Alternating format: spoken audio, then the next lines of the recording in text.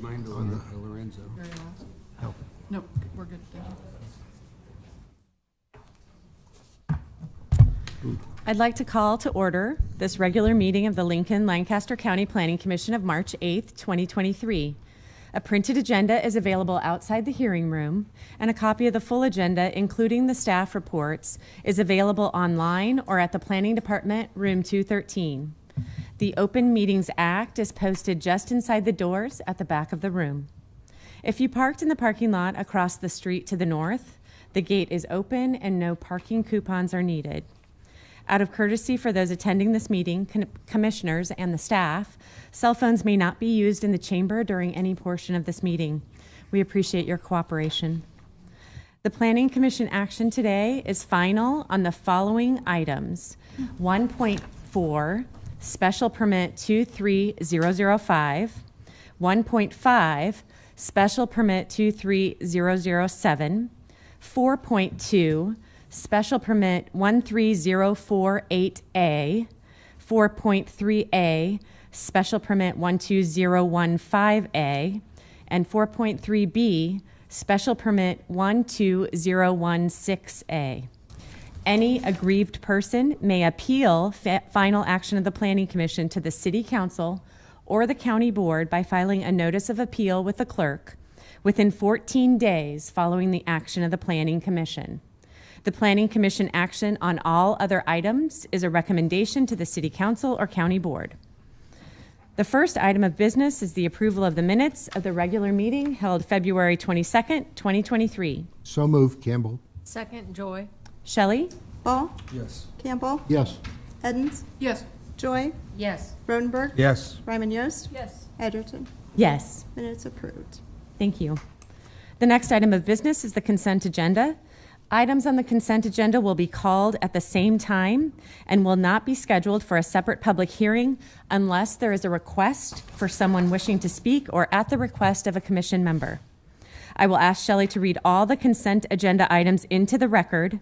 Once those items are read, she will ask if there is anyone wishing to speak.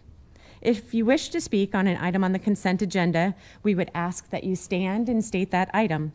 That item will then be removed from the consent agenda and scheduled as a separate public hearing under Section 3 of today's agenda. All items remaining on the consent agenda will be voted upon in total with a motion for approval. Shelley, will you please call the items on the consent agenda? Yes, I want to please note that agenda item 1.4, special permit 23005 is being removed from the consent agenda and is scheduled for public hearing today. First item on the consent is item 1.1, text amendment 23003 to amend Article 2, definitions 6R District, 13 special permits, and 17 additional height and area regulations of the Lancaster County Zone Regulations. Item 1.2, change of zone 06075B for an amendment to the Wilderness Commons PUD Plan Unit Development to expand boundary of the PUD and increase number of allowed units, dwelling units from 401 to 467, along with a request to increase the height in the R5 PUD zoning from 55 feet to 65 feet on property generally located at 40th Street and Wilderness Hills Boulevard. Item 1.3, change of zone 23012 from AG Agricultural District to B2 Planned Neighborhood Business District as part of the Waterford Estates Commercial Park on property generally located at North 98th Street and Coast Street. Item 1.5, special permit 23007 to allow for the existing accessory square foot total per lot to exceed the allowed maximum within the R1 zoning district by 582 square feet on property generally located at 3430 and 3510 South 33rd Street. The Planning Commission action is final unless appealed to the Lincoln City Council. Are there any ex parte communications to be disclosed on these items? No. Are there any ex parte communications that took place or additional information you learned while visiting any of these sites to be disclosed? No, I don't see any. If there is anyone wishing to speak on these consent agenda items, please stand and state that item. Is there anyone wishing to speak on any of the items still on the consent agenda? Seeing none, I'll take a motion. Move to approve the consent agenda. Second, Joy. Shelley? Ball? Yes. Campbell, Yes. Edens, Yes. Joy, Yes. Rodenberg, Yes. Ryman Yost, Yes. Edgerton. Yes. Approved 7-0.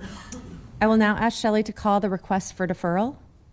We have received written communication from the applicant requesting a deferral until the next planning commission hearing of item 2.1, comprehensive plan conformance 23003, to review as to conformance with the 2050 Lincoln Lancaster County Comprehensive Plan, a proposed amendment to the Van Dorn redevelopment plan to make updates throughout the document, including amending the redevelopment area boundary generally bounded by Hill Street on the north, 13th Street on the east, Lowell Street on the south, and 7th Street on the west, and including the pedestrian crossing and Van Dorn Park enhancement project with a project area that includes Van Dorn Park, public right-of-way along 9th, 10th, High, and Van Dorn Streets, as well as the parcel located at 2744 South 9th Street, more particularly generally located at 10th and Van Dorn Streets.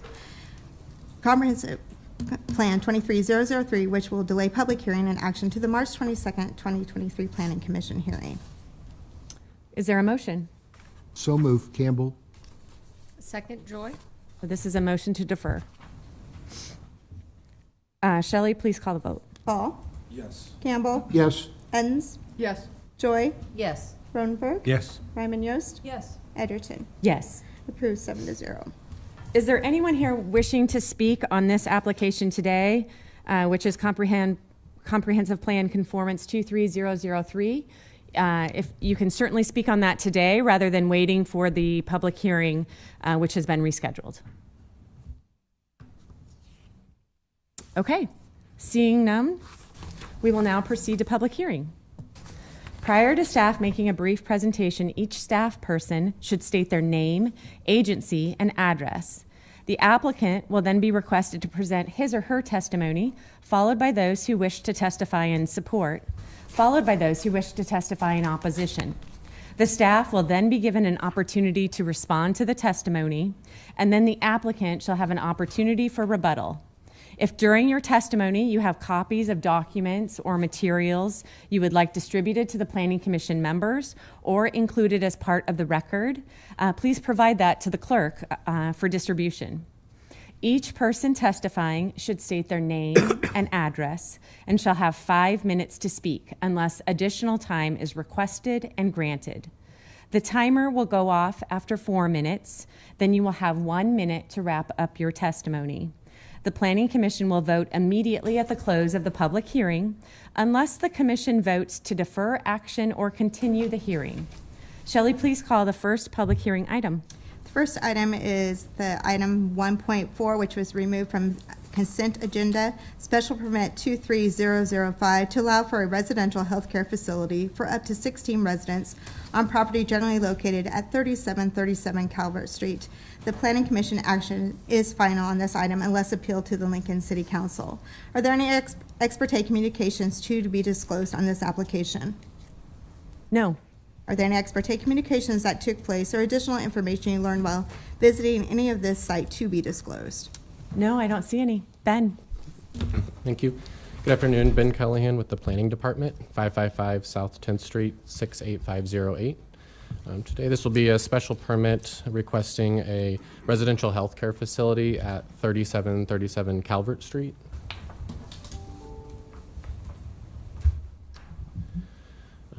Shown here, the applicant is requesting the special permit within this boundary where there is an existing single-family home along Calvert. It's currently zoned R2 and surrounded basically on the east, west, and the south, all by R2 zonings. And then across the street would be R4 zoning.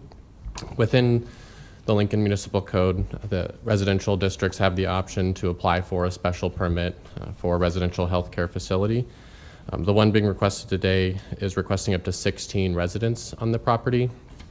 Currently it requires for R2 that the maximum is calculated at 2,000 square feet of lot area per resident.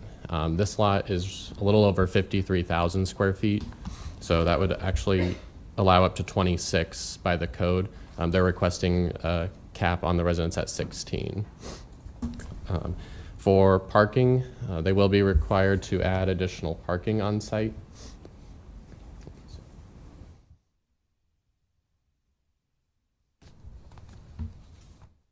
So this was the site plan submitted with the application. They are showing additional parking that would be added behind the existing garage along the west side of the property. And with that would be required to also increase landscaping from the abutting property to the west. For the parking requirement, they are required one space for every 4 residents. So with that, they would need 4 residential parking spaces, and then requiring 3 for employees. That would be on site for a 24/7 care for the facility. Overall, the applicant intended that this would operate as a memory care facility, and planning felt this does still stay with the comprehensive plan. It encourages existing residential neighborhoods to also include flexible housing for especially senior housing options. And I'd be happy to answer any questions. Questions for Ben? I don't see any at this time. Thank you very much.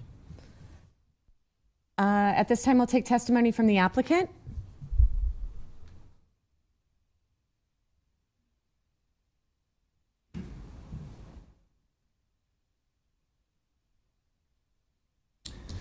Good afternoon. My name is Chris Gilly. My address is 3101 North 177th Street in Omaha, Nebraska.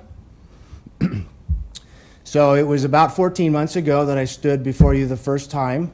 This particular project is actually the second property for residential assisted living that we've done under the name of the Harbor Senior Care here in Lincoln, Nebraska. And so that was a new concept to Lincoln, residential assisted living. I think I had shared before, there's about over 40,000 of these homes across the U.S. They're done in other municipalities in Nebraska, but we were the first licensed one here in the city of Lincoln. And so obviously at the time it was a concept. We felt really strongly for the need of it. My business partner is my sister, Katie Hartman, who's back there. She spent 20 years as a registered nurse, spent a lot of that time in the senior care industry. So the questions before us 14 months ago was, one, can we get through the entire process with both the city and the state so that we could open one of these? The second big question was, would there be demand? Would we, have residents for this different type of concept? And the third, of course, was, could we build a world-class team of caregivers? And so, I can emphatically say we have answered yes to all of those questions. We were licensed by the state for both assisted living and endorsed as a memory care facility last summer in June. We opened our doors in July. We completely filled our first residents in the first 30 days, and it has been really an outstanding experience for not only the residents, but really all of the families involved. And so, similar to this one, we were in what was a single-family home, is in a residence right off of 84th, near 84th and South Street. And so because of just the resounding response that we've had, it's been a phenomenal experience for residents. It's clearly met a demand here in Lincoln. It's been a great place to work for caregivers. And so, we were encouraged to continue to expand and find another property. So we feel like, this allows us to have a little bit bigger facility, more land. One of the things that we have learned is that our residents absolutely love to be outside and just be a part of nature. And so this has and it's an acreage lot, very much tree lined. And so just as we have with the first, we are not planning on making any significant changes. This will continue to look very much like a home in a residence, other than adding, some additional patio space and sideway walkway within the property, and obviously the additional parking that you've seen. This will continue to look just like another home in the neighborhood. There will not be a substantial change, again, just like our first property that we've now had open for almost a year. Questions? On your 84th and South property, what's the average age of the people that are residing? So we have anything from upper 60s to our oldest resident just turned 105 this year. Wow. Yeah. And how many of them are under a dementia situation or whatever versus just health-related issues? So they all have some level of dementia. Okay. So that's really what we specialize in, and so that's that's one of the criteria. That's really our specialty, is we are memory care endorsed, And so they're all at different levels of memory care, but that will continue to be our focus. And how do you prevent someone from just leaving the property? So the residence is completely secured, so we have an access control system. And so all exterior access entrances, have a password panel that has to be programmed by one of our caregivers to ever open doors. And what about when they're outside? So the outside is fenced. So they are not allowed. I mean, so one thing is they're always with caregivers, and so the outside really is where they spend. I'm sorry, the backyard where they spend their outside time is secured with a fence, and that also has the access control system on it as well. Thank you. Can you remind me how many were on your other residence? How many? We were licensed for 6 residents with that one. So what brought you to 16? Is that correct? Yeah, so actually in the plan is, as the current home floor plan exists, we will do 12 in this home. We are planning on putting on an addition to the home because there's plenty of land to it. So 16 and below falls under a completely different licensing criteria with the state of Nebraska. And so that was kind of why our concept, we want to keep as small and intimate. All of our bedrooms are double occupancy bedrooms. However, they really only spend time in their rooms for sleeping. That's where this concept is very different from any other assisted living concept. So we have community areas, and so we've kind of already mapped out, how that all happens within these homes. There's 2 large community areas within the main floor of this home.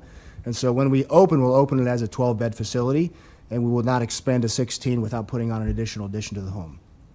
We were just encouraged by city planning to go ahead and just go through this process one time. And aren't there multiple floors to that house? Correct, yes.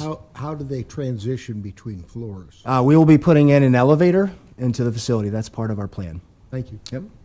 How many bedrooms, or I guess my question would be, will these people be dorm type, or will they each have their own room? So it's double occupancy, so there will be 6 bedrooms in this home when we initially open with 12 residents.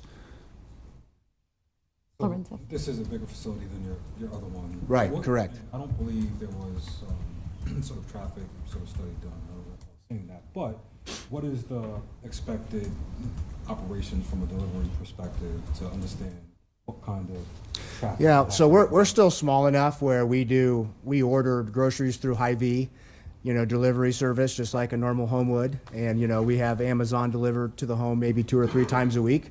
So I think last time I shared, I have 7 children, 6 that are teenage drivers. And so there's a lot more traffic in in front of my house than there is. Obviously, these people are homebound, so they're not driving vehicles. So we run 2 shifts at our home for caregivers, and so you'll have 3 or 4 vehicles coming and going twice during the day, and a few vehicles. But we don't, if you imagine, this is not a Cisco semi truck pulling up, or we do about twice a week Hy-Vee food deliveries, and 3-4 times Amazon deliveries, and that's about the extent of it.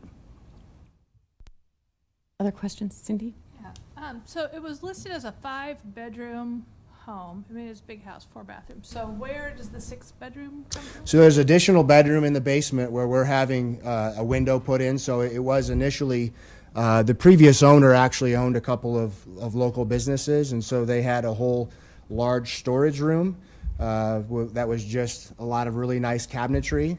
And so we're putting in an easement window, but basically converting that into a full legal bedroom.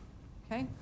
And then in terms of the exterior, you'll be installing a fence. Mm-hmm. Can you, especially for the people in the neighborhood here, tell us a little bit about what that's going to look like? And also, in order to accommodate everything, how many trees will be removed? Because I already can see that's a concern of the... Sure. We're not planning on removing trees.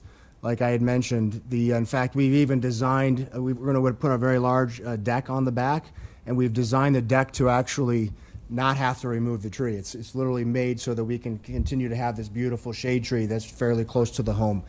The fencing, I believe it's on the diagram as well, so that'll be a 6-foot, not cast iron, but I mean it's about as high end as a fence we can, because we don't want to cut down visibility.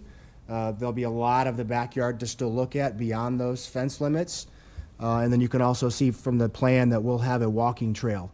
Our first home was actually was custom built for somebody with accessibility challenges, and so that was one of the amenities that was already there when we purchased the home, and we've just learned that is something they love to go out and either be wheeled in their wheelchair or take short walks. And that will all be within the fenced back area. Could you share a little bit? You mentioned the process was one of the things that you were working on, and what that would be like having this being the first facility of its kind in this community. Tell us a little bit about what that process looked like. Obviously, this is part of the process for the city, but for the state. Sure. So again, continuing on the process with the city is after the special use permit, then we have to go through, that changes the zoning of the home.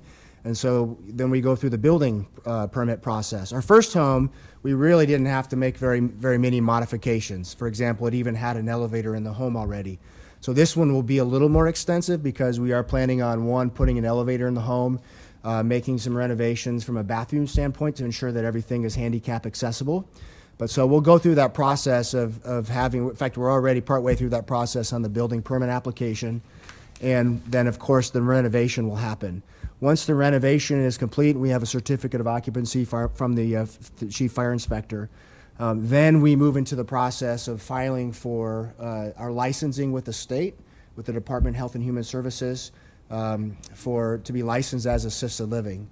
At the same time, we also will file for a special endorsement for memory care. And that endorsement actually is considerably more work and paperwork than it is just on the assisted living side. But again, that's the niche that we really desire to serve. And my anticipation is, because we've been through the process already, a lot of it is going to be the same of what we have already done. And so that's the nice thing is, last time I was in front of this group, there are a lot of those things we still had to work on. We have now gone through that entire process, everything from our training manuals, all the software that we use to try to automate a lot of the processes, everything from how we onboard staff and train staff and performance review staff, and how we survey with our families and take regular feedback from them. So all of that stuff is in place now. So again, instead of it being more conceptual or philosophical, it's actually what we have in place at this time. And remind me how long your facility on 84th Street has been in operation? Since July of this past year. July. Mm-hmm. Anecdotally, can you tell us a little bit about what the relationships are with the neighbors in that area? Yeah, so we've had, that scenario is, it's a cul-de-sac, actually, a smaller cul-de-sac that comes right off of 84th Street. And so, of course, at that point, it feels like a smaller, intimate set of neighbors. And we did have, some neighbors that showed up 14 months ago, obviously to share their concerns as well. But, I think that, some of them have kind of kept to themselves, and some of them we've actually become very close with. Our very next door neighbor has been fantastic. I'm not there often. My sister, who's back there, actually manages and runs the business. But we have a great relationship with them. Ironically, there was one other new neighbor that moved in about the same time that we were kind of working on the project. And even though they can, they're using it for their residents, I think they run a couple businesses. They have a lot of service trucks in and out of there. And so they've kind of taken the focus off of us, because I think it's been more of a nuisance, for that environment than we have. Because again, most of what we do, or really all of what we do, is within the home and outside in the backyard. And so, other than twice a day, some vehicles coming and going, and we've got additional parking that we put in there as well, it really is, operates like a home. Other questions for Mr. Gilly? Yeah. Can you go back and explain to me how you're going to put that parking in without removing some of the trees? Sure. So there really aren't any. So there is a secondary detached garage on that part of the property that sits between, or really sits behind the existing attached garage to the home. Okay. And so there's about probably 60 feet between both, and there are no trees in that area right now. So I would assume, it wasn't paved. It's not currently paved. But it's basically dirt. There's no grass there. So I would assume, just from however it was utilized before. There's a little bit of shrubbery kind of along the house that's really it's really not landscaping. And then we'll continue, we will have it professional landscape along the fence line. And what about lighting at night on that parking lot and such? So we'll do like low voltage landscape lighting. Okay. Is what's on the plan right now. So And nothing not high. high poles and, No. okay. Can you put the The site plan, on there? is that, That I just think would be do I helpful. need to have it upside down? We'll see. No, you just put There it we on the go. right, yeah. There you go. Oh, there we go. Yep. So this is the detached garage that already exists.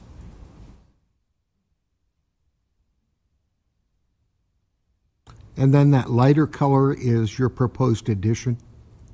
No, so that's the actual new deck Oh, okay. here. And you can see how, I don't know if you can see the tree there. Yeah. We're literally building around a very nice large tree. Most of the, it's not all in here, but most of the trees are on the side and then a bunch all the way back in here. And again, we have no plans to remove any, if anything, we're gonna invest quite heavily on additional landscaping. So the proposal, I think you can see the dotted line. It kind of will come off the home back here. And that will be a 2-level addition, and again, which will get us to a point where we could have 16 residents. Any other questions for Mr. Gilly right now? So you'll have 7 parking stalls. Correct. 3, probably 4 will be taken by staff because you'll have 4 staff. So visitors coming to the site, and we hope they will have visitors. Yep. Usually on a Sunday afternoon. Do you have any ideas on where the overflow might go? Sure. So we are also adding a U-shaped drive in the front of the house, which would allow for 2 or 3 other additional cars. Again, we are putting in seven parking spots.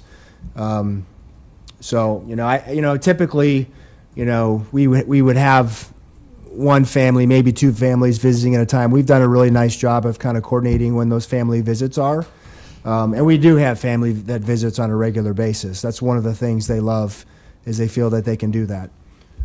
But that will also allow, having that half-circle driveway will just allow for easier access in and out.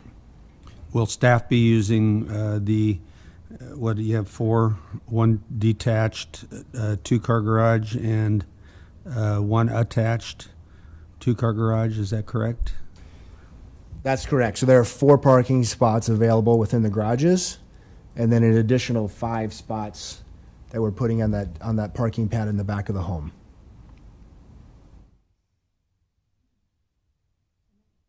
The fence will go from the side of the house and then inside the lot line. You can see Proposal. right out here. So actually the lot line comes all the way out here. This is the fence. So it will come off the back of the detached garage. It basically just surrounds this sidewalk walking path that you can see on there. So it comes kind of from the front of the house around to the back of the garage, and then it will come across again between the front of this detached garage to the decking. And then the decking will have railing again that will ensure that we're secured.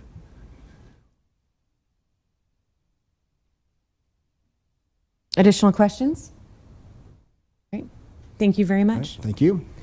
At this point, we'll take testimony in support of this application. Any testimony in support?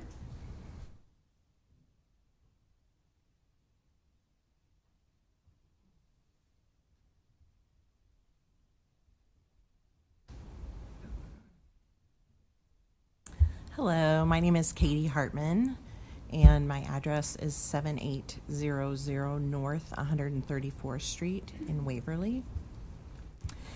And I just want to share my experience on my end being at the home most frequently, as I do currently manage our Harbor Care Home at the 8421 Pinedale location.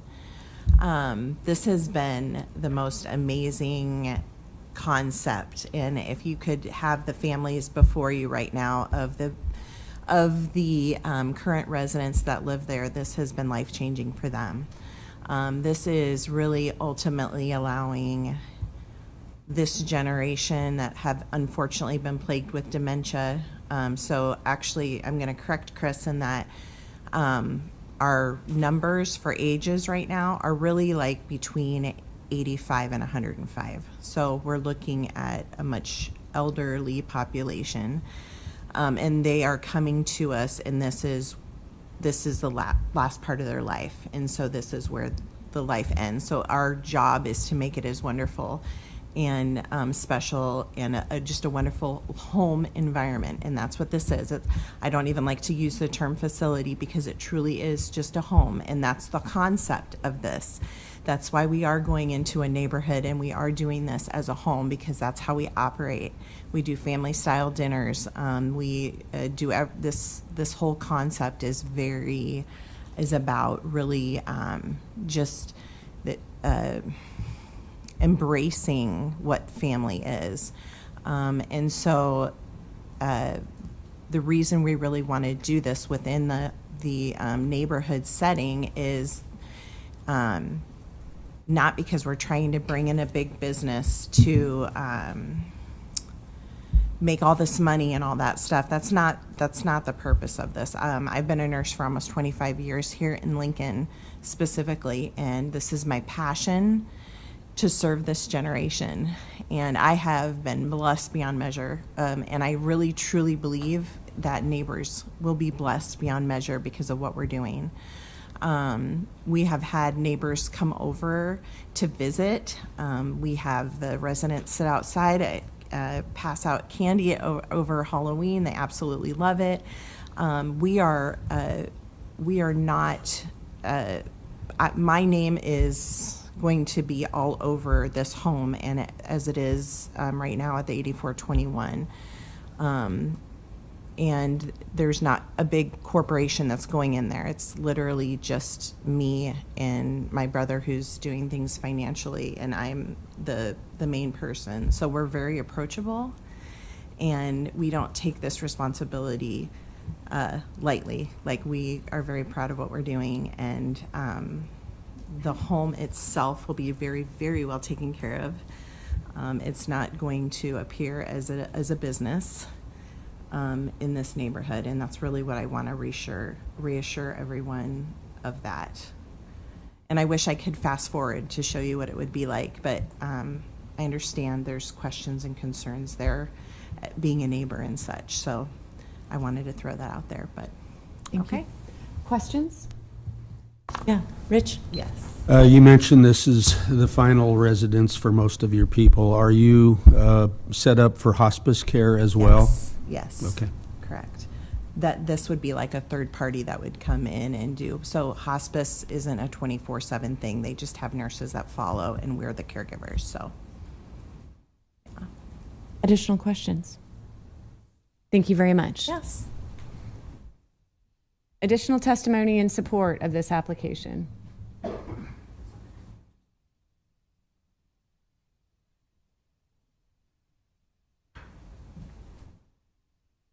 Okay. Sorry about that. Is there any neutral testimony? Seeing none, we will move to testimony in opposition.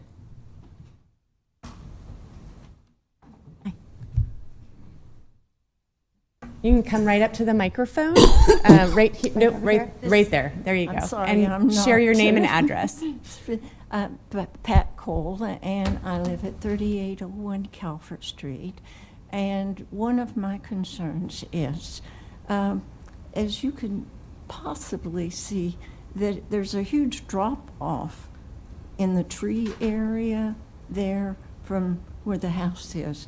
And right now, when we have a rain, there's a drainage that comes from that property across my neighbor's property, across my property, and down through the property that backs up from the street below. And I'm a little concerned that when they start putting paving in the back, that it's going to add to the runoff. Right now, it's tolerable because it just makes a little creek that goes down through. But I am concerned about the drainage. The other thing that I was concerned about again was the parking. Calvert Street is a 2-lane street, and when the house was for sale, you couldn't get through for the parking on the street. I mean, you had to wait and take turns going Sure. through. But that is my major concern. I'm not happy about high density. When I originally got the letter, I thought, oh, maybe 6 or 8 people at the most. I didn't know there'd be 16. And then the other thing is, it does say health care. Does that mean that when the zoning is applied, if for any reason they don't continue their business, does that mean another health care type, anything that deals with health care would be allowed to? And I can answer that, is that it would run with the property, but whoever else would come in would also have to meet state and city guidelines for that as well. But yes, that special permit would run with the property. So it could be, say, recovering addicts or something like that. Again, only if they met the requirements for a residential healthcare facility and had the requisite approvals and licensing from those that handle those types of things. Yes. Okay. Yeah. Well, thank you. Yep. I do have a question. When you talked about the runoff, if we could put that map back up, if you can look at that and just point to where that was coming across, it'll take just there you go. Okay, it comes across from, well, I just see it from the back of my neighbors. Sure. But it comes from that area. So it comes diagonally across from what I would say, I'm not good at directions, from the back east corner Okay. of that lot, diagonally across my neighbor's lot, and then diagonally across. Can you, mine. can you point that out on the map? Well, Yep, from that corner. that area, Okay. yes. And which way does it go? My neighbor, And which way does it go? it goes diagonally down. Can you show us on the map? To the southeast, southeast. I pulled up a contour map. Steve Hendrickson with the Planning Department, 555 South 10th Street, just to help. Yeah, so what she's trying to describe is from Calvert, it runs kind of southeast across the neighbor's property. Oh, did I get it right? Yes. And then your property is over here, so it runs across her backyard. So it's running in this direction. Okay. Yeah, I think it's, yeah, and as I said, it's tolerable now. It makes a creek. Sure. But, At times, yeah. Steve? But I was concerned about after they finish paving and Yeah. garaging and additioning and that. Understood. Thank you. Steve, from the contour map that you have, where the parking area is, does it drain to the west there then? Yeah, the entire site over here also, this is toward the higher side, so this also drains off to the east as well. Okay. So this would be the additional area to be paved here, and then there'd be a little more paving on the front. Thank you. Great. Thank you. Thank you very much. Additional testimony in opposition.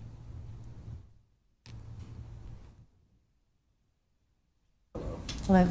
I'm Lance Lehman. I'm at 3700 South 37th Street.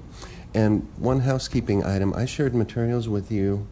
However, I think I'm breathing a little easier because I misinterpreted the drawing as to where all of the pavement would appear. So we'll take that with a grain of salt in discussing the part specific to tree removal. But since I didn't get to submit an opposition letter online, I'll just read from it now. Yeah. And that is, excuse me, I oppose the issuance of special permit SP 23005. I do invite the commission to assume none of us in the group of those opposed are against the concept of 16 seniors getting the help and care they need and deserve.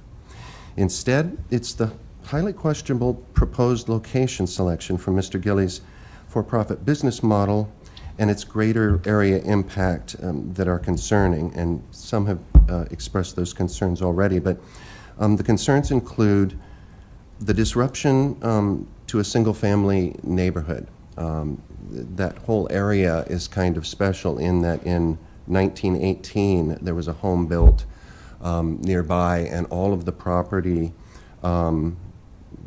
essentially all of the property south of Calvert once was a nursery and orchard, and so that's where many of the area mature trees come from. Other concerns are the disruption to the backyard experiences for 5 homes adjacent to the property and 3 homes across the street from the proposed property. It is a congested area, non-conducive to safe navigation of any larger delivery vehicles, so I was glad when Mr. Gilly described things the size of a van, because any other kinds of trucks, and certainly a semi, would be off limits to the area. And then I did indicate destruction of what I counted as about 25 to 30 trees, but that's when I was misinterpreting, I believe, where all of the pavement would go. So the other concern in the event of any tree removal is that it would possibly serve as destruction of wildlife habitat and kind of the ecosystem that's been built over the last 105 years there. There's a family of great horned owls that occupies the trees on the property in question, and I understand they've lived there about the last 30 or 40 years. There are concerns about evening light pollution from parking lights, of course, for all of the adjacent properties who call the back area of their yard home. And essentially the safety of neighborhood children either walking or on their bikes if this becomes a very busy area. The woman before me spoke of the street is just narrow enough that when there are cars on both sides, a single car has to take turns waiting for other cars to come through. And 38th Street, which leads up to the front door, is incredibly narrow also. That's one car only going through. Final thoughts would be concerns about the negative impact on home values, because of course for many people that is the largest investment they're able to make. Concerns about future use, and when Mr. Gilly described the potential for expansion going from 12 to 16, expansion concerns I'm sure are shared by everyone if it goes from 12 to 16, 16 to 18, 18 to 24, however many the property size would allow in the future. Concerns about should the facility change ownership, what other forms of healthcare business models could occupy that space. Concerns about future zoning requests and actions specific to expansion. 1 more minute. And then I have had friends who have been impacted by eminent domain specific to healthcare facilities, so of course we don't know how far in the future and there are no crystal balls, but that is a concern as well. And I would conclude by saying many have expressed concerns about the size of the property comfortably housing 12 to 16 people in the facility. So expansion would probably be a move in the future. I believe that's all, and in conclusion, I'm confident there must be numerous other locations to select for better suitability, and I do wish Mr. Gillen and his business team the very best in a continued search for a perfect location to offer excellent care for seniors, because the home in question at this property, I believe, should remain a family home where memories can be made. Thank you. Are there any questions? Yeah, Dick? Lance, are you aware that there are different requirements for any occupancy above 16 that by the state and the city? So by staying at the 16 or less, then there's a certain set of requirements for that type of a property, and above 16 is a totally different set of criteria. I see. And they would have to go through the city and the state. Oh, yes. Well, thank you. I was not aware of that. Yes. Thank you. Any other questions? Thank you so much. Oh, thank you. Yep. Additional testimony in opposition.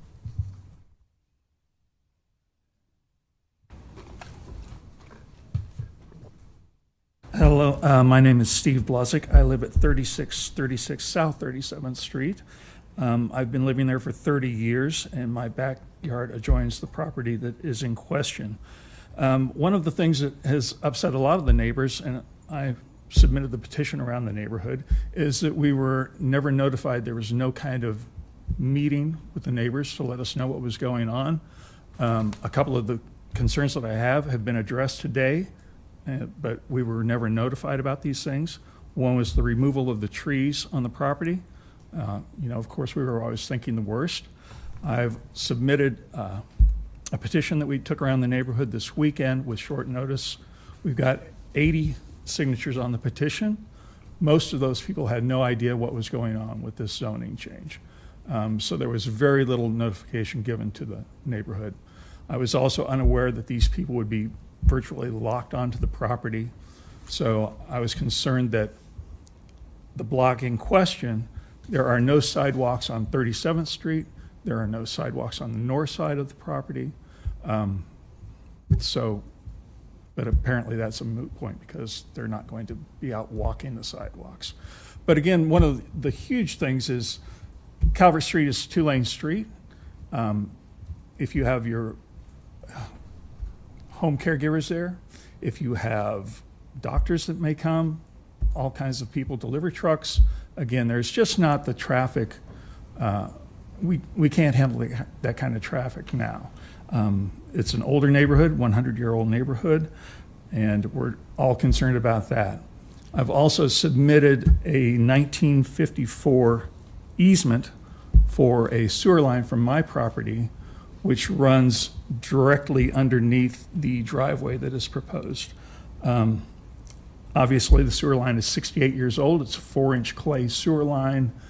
Tons of concrete and constant traffic on that is not going to do it any good, and so I wanted that to be noted as well. I just hope that the zoning commission is here to protect our properties. I don't think anybody in the neighborhood wants a commercial property right in the middle of our homes that we've established. Questions for Steve? Thank you very much. Thank you. Yep. Additional testimony in opposition.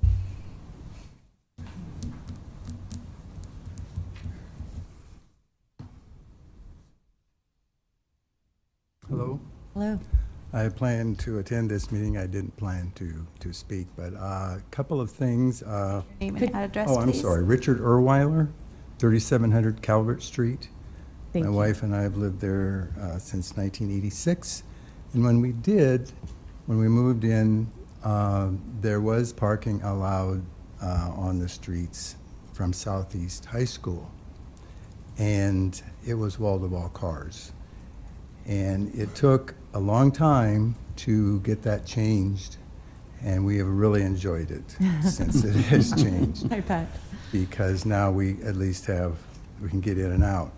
But when we have visitors to our home, parking is a concern, just to have somebody come over if they can't park in our driveway. Parking on 37th Street going north is also kind of a problem. It's restricted there as well. During the summer, it's not quite as bad when Southeast is not in session. The other concern I have is with the wildlife issue. It's an amazing green space. We've had turkey until the foxes kind of migrated in because they had a food source. But this continues. This is an ongoing environment there, and it's wonderful. The other thing, I think it's a beautiful plan that we have here. Unfortunately, my experience with people and how they park their cars, in practicality, you may have 6 or whatever parking spaces, but unless you have somebody being mighty careful about how they park and it doesn't just work quite that easily. It's always best to have extra spaces, and I don't really see that. Number of visitors, I'm not familiar with that. I will say that, again, this sounds to me like a wonderful facility, and I support it in every way. I hate to be one of those people to say, not in my backyard. And I don't mean that. I would welcome it in my backyard or next door if we didn't have these other issues. Thank you.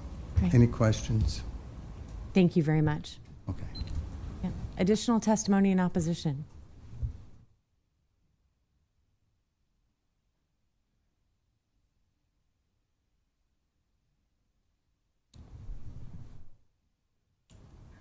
Hello, everyone. My name is Teresa Schmidt. I go by Trixie Schmidt, 3727 Stockwell Street. I hadn't exactly planned on talking either, but an issue came up that I have to address. First off, this is a lovely residential neighborhood. We've lived there 45 years. These are nice lots. People bought their homes in this neighborhood because of the wooded lots, because of the peace and quiet of the wooded lots. And the traffic has picked up with Southeast as it's grown and other things. There will be changes. This is a business. It has employees, they pay them, they make a profit off of this. He stated himself with his business partner, it's there.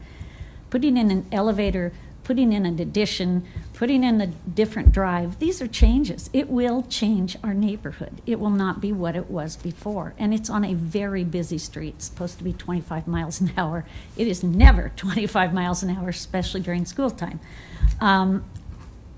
I just hope that you will consider how this really impacts our neighborhood. I hear the great horned owl. I know the hawks. I have to protect my cat from the foxes, but it is a neighborhood that is unique. I think this is the beginning of some destruction of what makes it unique. There are 2 other very large lots on this neighborhood that could also become healthcare facilities, simply because they have the lot there, the size there, and could do this. This moves our whole neighborhood into a business zone instead of a neighborhood zone. And I helped with some of the petitions. No one was against the concept of this business. There was absolutely no dissension with that. I looked at the other Harbor House. It sits on a circle drive on 84th, and it's got, I think, 4 other homes in there. Behind it, there's nothing. They have no neighbors behind them. You look at this picture, there are neighbors, and you go outward from this on the city map, it's just homes and homes and homes. That is not the way it is on 84th. It has Messiah Lutheran north of it on 84th, I think. I can't remember what's exactly on 84th. This isn't the same thing. I believe Harbor Home also works with Tabitha by the landing. Again, that's an assisted living, elder care neighborhood. The lots around it has a lake, has apartments across the street. It is nothing like our neighborhood. We're homes, we're residential. This would be a business that would be stuck right in the middle of the residential neighborhood, and I think could lead to other businesses in all of our other large lots. I hope you consider this, take it into consideration. It is a wonderful place to live, and I'd like to keep it a neighborhood, not a neighborhood with a business. Thank you. Thank you.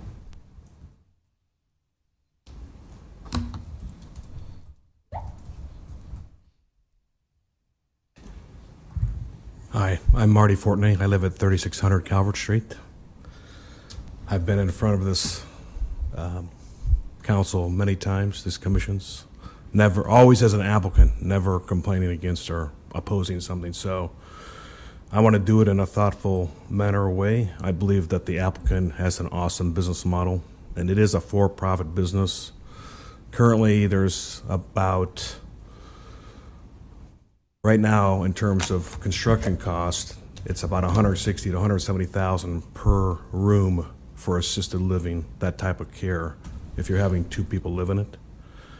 And so with his purchase price of roughly $650, and I apologize, I only had a couple of days to look at this. I didn't get any notice. I'm too far away from the thing, and I was out of town.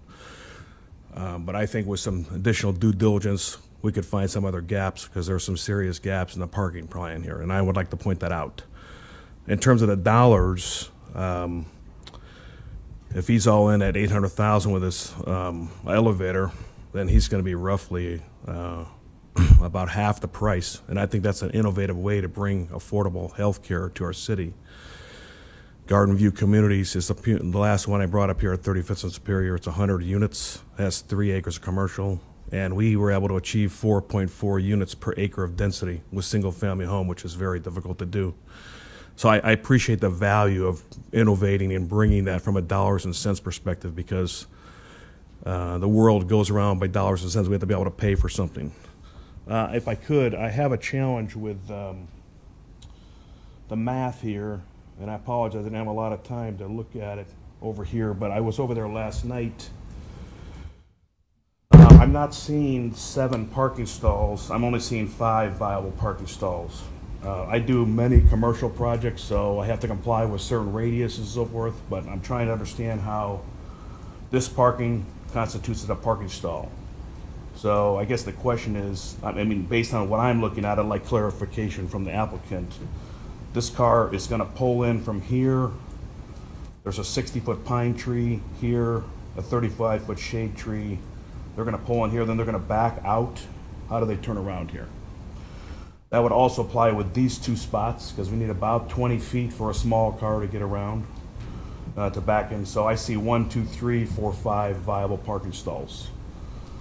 The actual number that's required, what I'm hearing is there's 16 residents, so that'd give us 4 for the residents, which I don't understand. That doesn't necessarily make sense, because in this particular use, they're not going to be driving much, but if it's truly assisted living, it is possible that they would need driving and place to park. 3 employees at the most, that gives us 7. If we have a shift change, does the shift leave 10 minutes early and then come back? There's going to be an additional shift change of cars coming in there. Where are they parking at? I guess that's another question. So I come up with 10 parking stalls, and there's not much. The city of Lincoln is pretty generous with parking overall, not demanding too much parking, but there are always challenges when you don't have enough parking.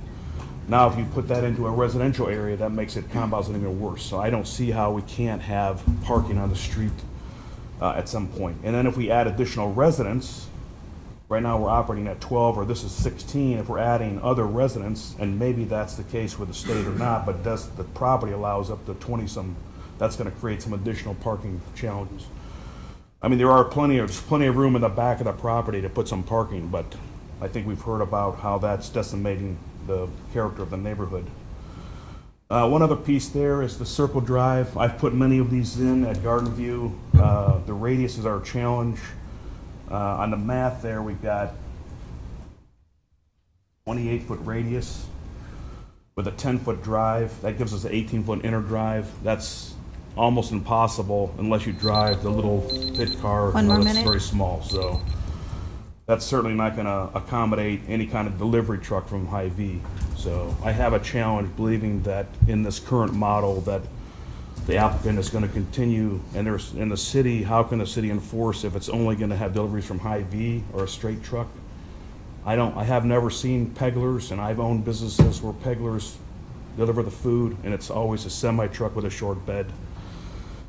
I don't see how that's possible from a dollar perspective to keep doing it from Hy-Vee. I bring that up, but that's not my particular business. So, but the inner workings of that, this also loads out to 38th Street, the Circle Drive. So, and then the other challenge here that I had was the math, and I couldn't verify that because I didn't walk on the property. I did everything from the street, the sidewalk, but if I may.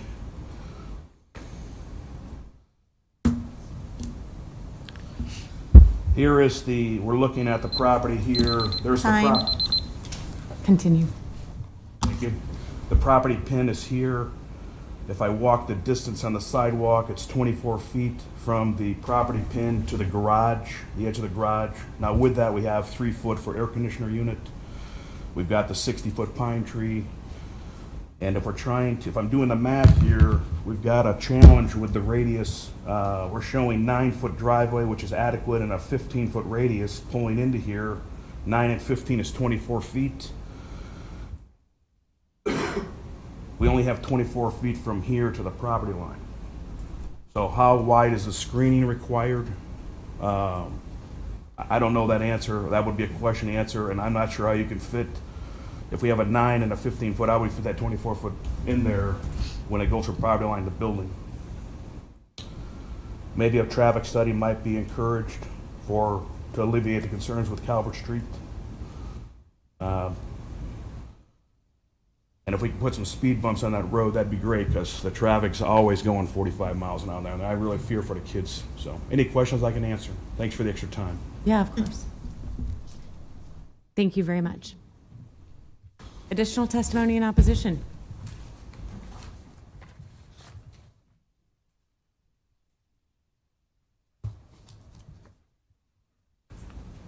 Good afternoon. For the record, my name is Greg Levin, Greglemon. I live at 3800 South 39th Street. That's about a block south of where this proposed development is. Also for the record, my day job is director of the Nebraska Real Estate Commission, and I just want to state that I am on vacation time. I'm not here on state time. I'm here as a member of the neighborhood, and so I wanted to make that clear in case anybody had a concern about that. I used to work with, when he was Senator Dave Landis, I know he was urban planning director for a long time, and then before that he was chairman of the banking committee. He always say, tell me a story related to what you're going to talk about today. So I'm going to tell you a story related to what I'm going to talk about today. About 5 years ago, I moved into the neighborhood I'm in now. I used to live at 3030 Williamsburg Drive. Across from 3030 Williamsburg Drive is where they built the new Shields. And I know I don't know exactly what the action was, but there was a special action taken to build the big high shields that now dominates the skyline there. And so I said, and at the time I didn't go to the hearing because I was out of town on business, but I said, the next time this happens, I'm going to come and talk. And so we weren't really real happy about big shields that dominated the skyline. So we moved to the old established neighborhood where things wouldn't change. And so I know, that's life. Things always change. But as people have said, it's a very special, unique neighborhood. It's a residential neighborhood with families. It has, wildlife and green space. It sounds like, the people who want to build this facility have very good intentions, but it sounds to me like not a residential, even though it's a residential care, it sounds like a commercial venture to me. 16 people, full-time staff, that sounds to me like a commercial activity. And I would be opposed to any commercial activities, being approved of in this neighborhood. Where I work, we hear complaints, and I'll get to the point here. We hear complaints if a real estate agent misrepresents the nature of the zoning of the neighborhood somebody's moving into, and that's not your issue, that's my issue. But the issue is that it's very important to people the nature of the use of the property of the neighborhood that somebody's moving into, and if that changes or isn't to their expectations, that's a very significant thing. And I know you guys all know that, but I thought I'd just relay that story. That's really all I have. As I said, I and many of the other neighbors, as you saw from the petition, are in opposition to this, and I would be glad to answer any questions you might have. Thank you very much. Thank you. Yeah. Additional testimony in opposition?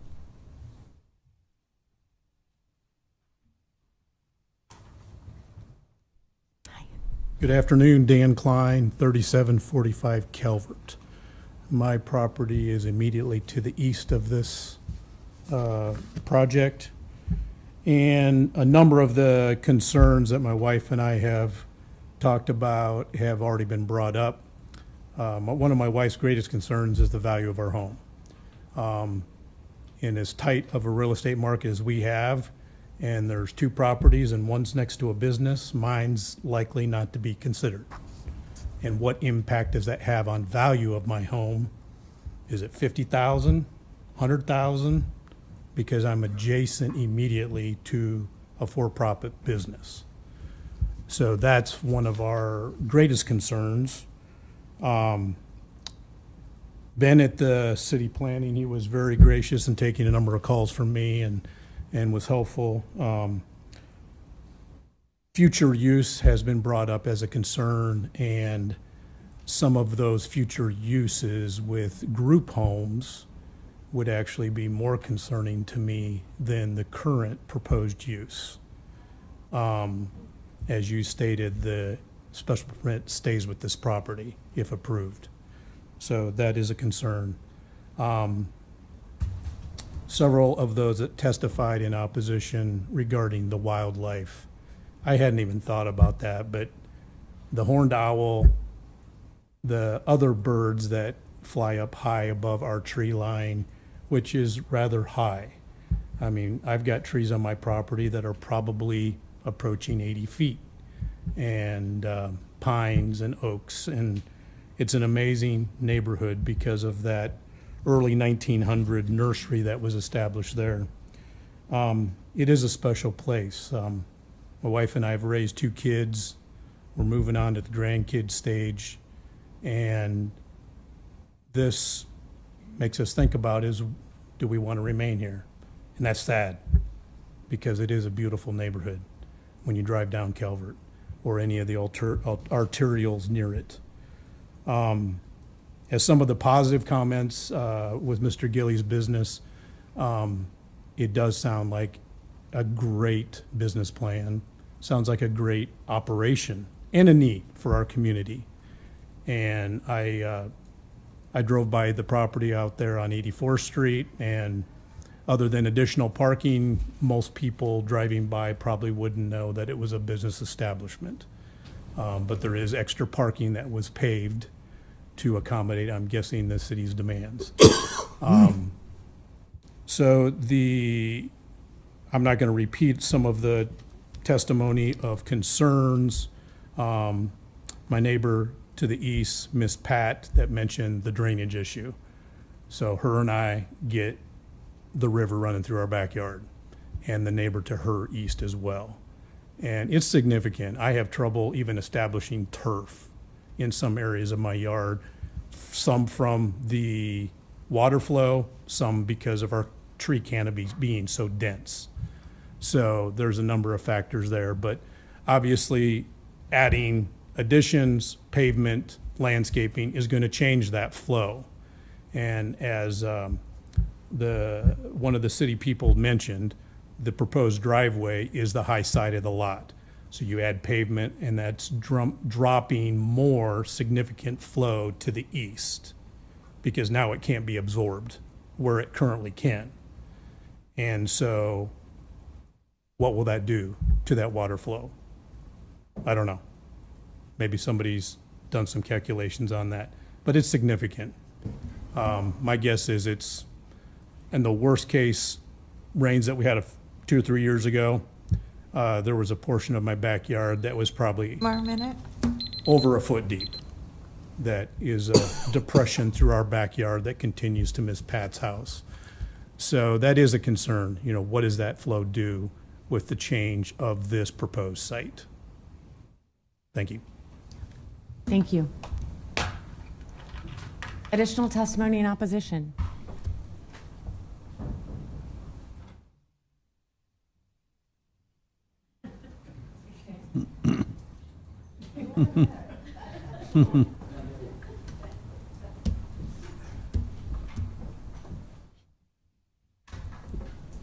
Hello, I'm Leslie Gordon, and I live at 3663 Calvert Street. I just want to say I was a registered nurse for 40 years, worked in the healthcare industry all that time, worked with many different levels of patients, hospice, mentally ill patients, patients with a lot of disabilities. I also was personally impacted by a family member that had Alzheimer's and has passed away from that. So I feel the need for that is extremely important. And that is not, I don't believe, the issue that we are addressing today. I commend the people that want to provide that sort of environment. The need is there. We definitely will be at that stage of our lives sometimes, and we hope that someone will take care of us in that manner. I just feel like through testimony from all of my neighbors and friends, there might be a better solution to something like this than our neighborhood. This is a 100-year-old neighborhood, a very established ecosystem with not only the trees, but all the wildlife that resides in those environments. And you start putting in a parking lot with drives and driveways, lighting and all of that, that has an impact. There is no doubt that that will affect our wildlife and our ecosystem in this neighborhood. You can't, once it's changed, you cannot bring it back. You cannot put it back to where it was. So in that regard, I just want to say, please take that into consideration when you make your decision about this property. Thank you for your time today. Thank you. Additional testimony in opposition.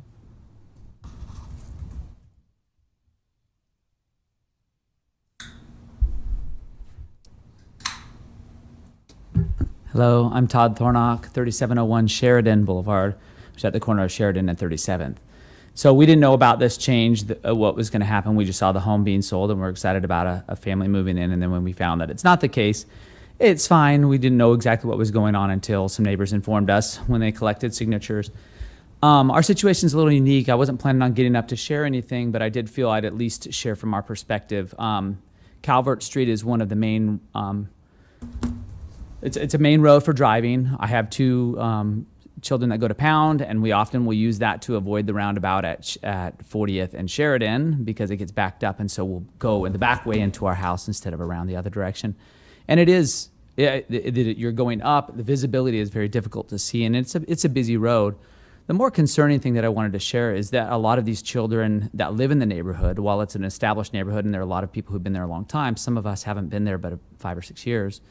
There are a lot of children that go to Rousseau Elementary, which is down at the other end of Calvert at 33rd, and that is one of the main ways they go. Our children will often go south on 37th to Calvert and then cross in front of the Gordon's home there, which is right at the top of a ridge, right there near the property in question. And it's a very dangerous place, right about the time that people would be coming in and changing shifts for the days and otherwise. So this is something that is of concern to me as a parent with children, that I would like for them to be able to go regularly to school on their own, a fifth grader, upcoming fifth grader, third grader, and soon to be kindergartner as well, who would all be going to Rousseau Elementary. That element of traffic, and that's one of the things that in the testimony seemed to be quite a bit understated, was how much traffic would be increased there. And I can understand from the perspective of, trying to present the best case forward, but that traffic will be substantially greater, as was discussed. How do you switch people over when you have shifts coming in and out? There is a lot more traffic that would likely happen at that point. And it is such a pinched area of our neighborhood that it makes it very, very difficult to see how that would realistically happen without problems, contributing to the current issues with that particular part of the road. Two other concerns that I had that I felt were important to share, at least from my perspective of a dad of young kids in that adjoining neighborhood, is this future use of this facility. The plan does sound like a really interesting and useful plan for the community to have a memory care facility in a home. It sounds like it's all good.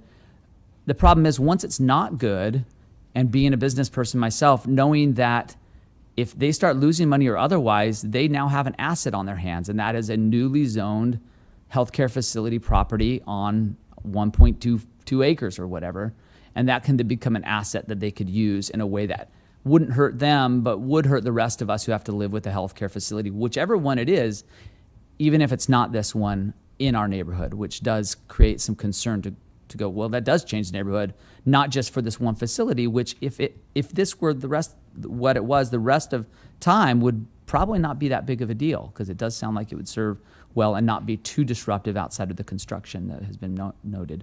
So that's something of concern, is what would happen after this. And this is a kind of a forever change for that particular property, or at least, yeah. And then the last thing that was concerning to me when I saw the map of the plan is that this is a 1.2 acre lot, and only really the front about half was noted in the map that had been shown. What happens to the backside of this property? Is there future use or future other things that are being considered for the rest of this property? And there's been no discussion of that plans. And it is, these lots are not, they're not common, and therefore they're of greater value in neighborhoods. What's going to be going on there? Is that something that could be subdivided? I don't know the laws. Could it be subdivided and another home go back there or something else without us really being able to have much say? So those are my concerns, mostly just coming from a perspective of a dad with children that go to Rousseau the other direction on Calvert, and knowing how busy, since I'm on it every day, bringing kids to and from school, how busy it is, and this would be a significant interruption to that already big problem. So thank you. Do you have any questions for me? Thank you very much. Additional testimony in opposition?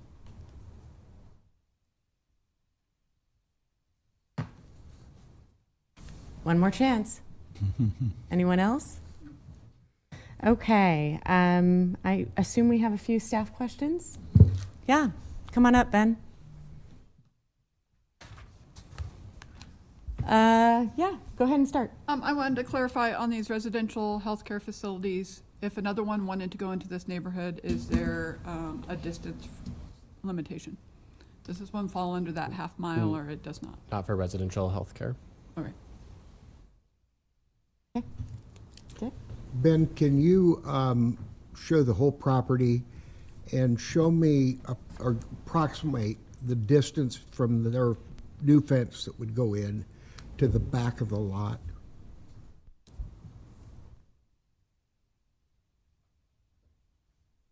And to compare the two here. Yeah. That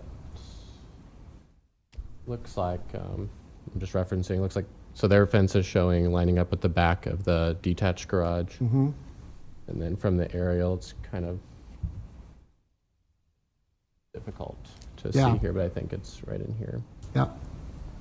So there'd still be a distance. It's remaining really, there. it looks like about whatever the lot to the left is, it really pretty much lines up with the width of that lot, which has to be at least 75 foot, maybe 90. Yeah, I'm not sure on the distance of that lot.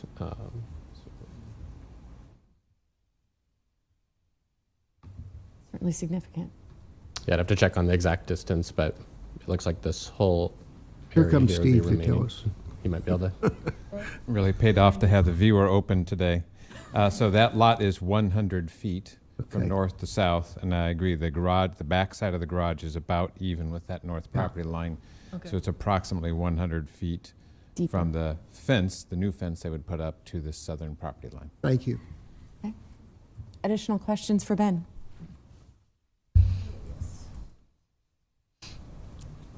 Okay, so, the concerns that this could become a different type of group home, can you address that question, please?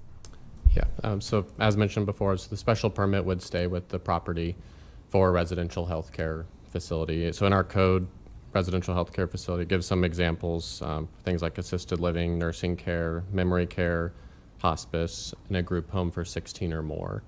So currently on this site, a group home is a conditional use for 15 or less. So they would not have to go through the special permit process or notification, as long as they're meeting the conditions for spacing, which this one would meet the distance. They could have 15 there by right as a group home. With this approval today, if you approve with 16, that would still set that maximum no matter what type of use listed under residential healthcare. 16 would be max. And under residential healthcare, what were the uses that are permitted Yeah, some of the without a change from today? Yes, how we classify that use would be things like assisted living, nursing care, memory care, convalescent home, hospice home, group home for 16 or more. Okay. Can you also talk a little bit more about the stormwater runoff that was mentioned? Is there other things we should be thinking about there? I think for any questions on paving or stormwater drainage, I might bring Bob Simmering up with LTU. Great. I love it when Bob comes up.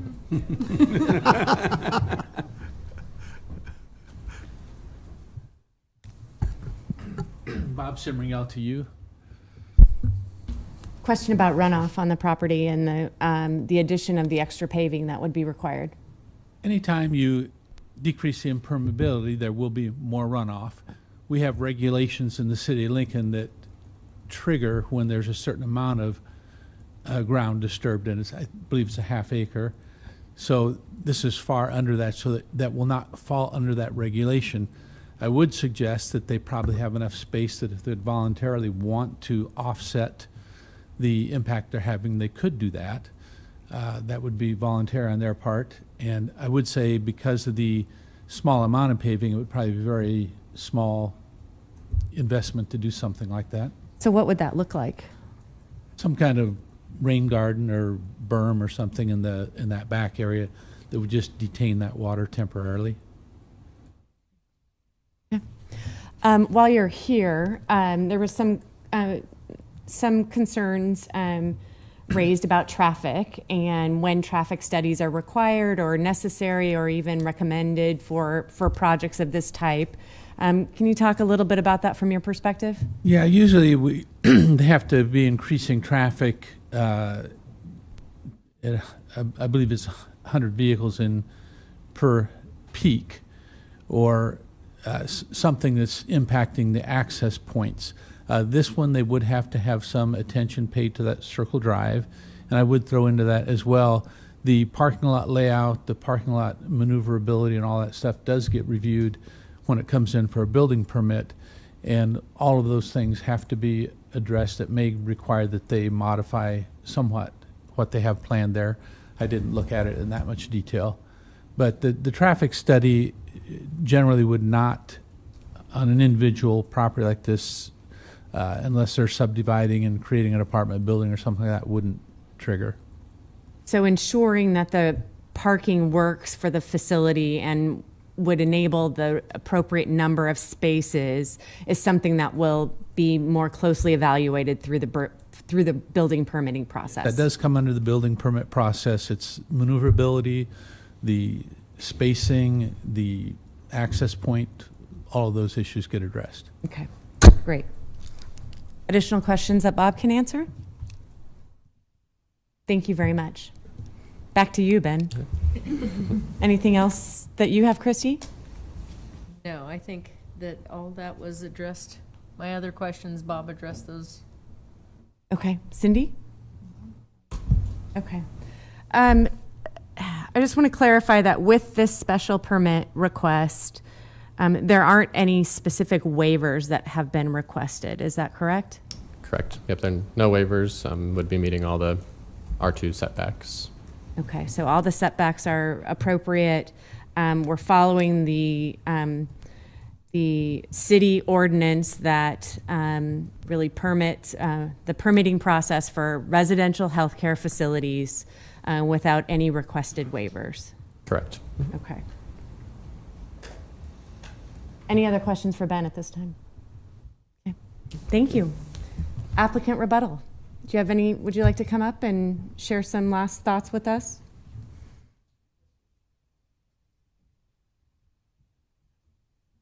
Do I need to state my name again? We're good. I think we're good. All right.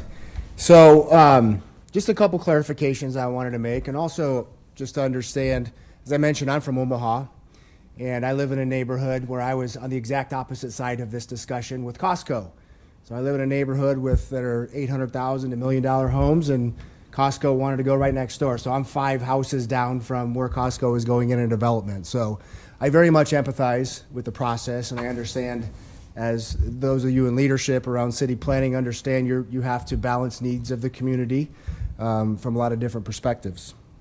But just a couple things I just wanted to share. One thing I want to clarify, we are not part of Tabitha. We just happen to have a very similar name. So the Harbor Senior Care, the only other home that we have, again, is at 8421 Pinedale. So we are not affiliated in any way. Also, just to clarify the parking situation, so we've actually gone through part of the building permit process already and have received feedback on that, and have already modified that. And so that information was actually provided to Ben earlier this week, and he said it's just better to hold off until after this process. So that one additional spot along the drive, which is right here, is now Not on. 1 second. 1 second, all right. There you go.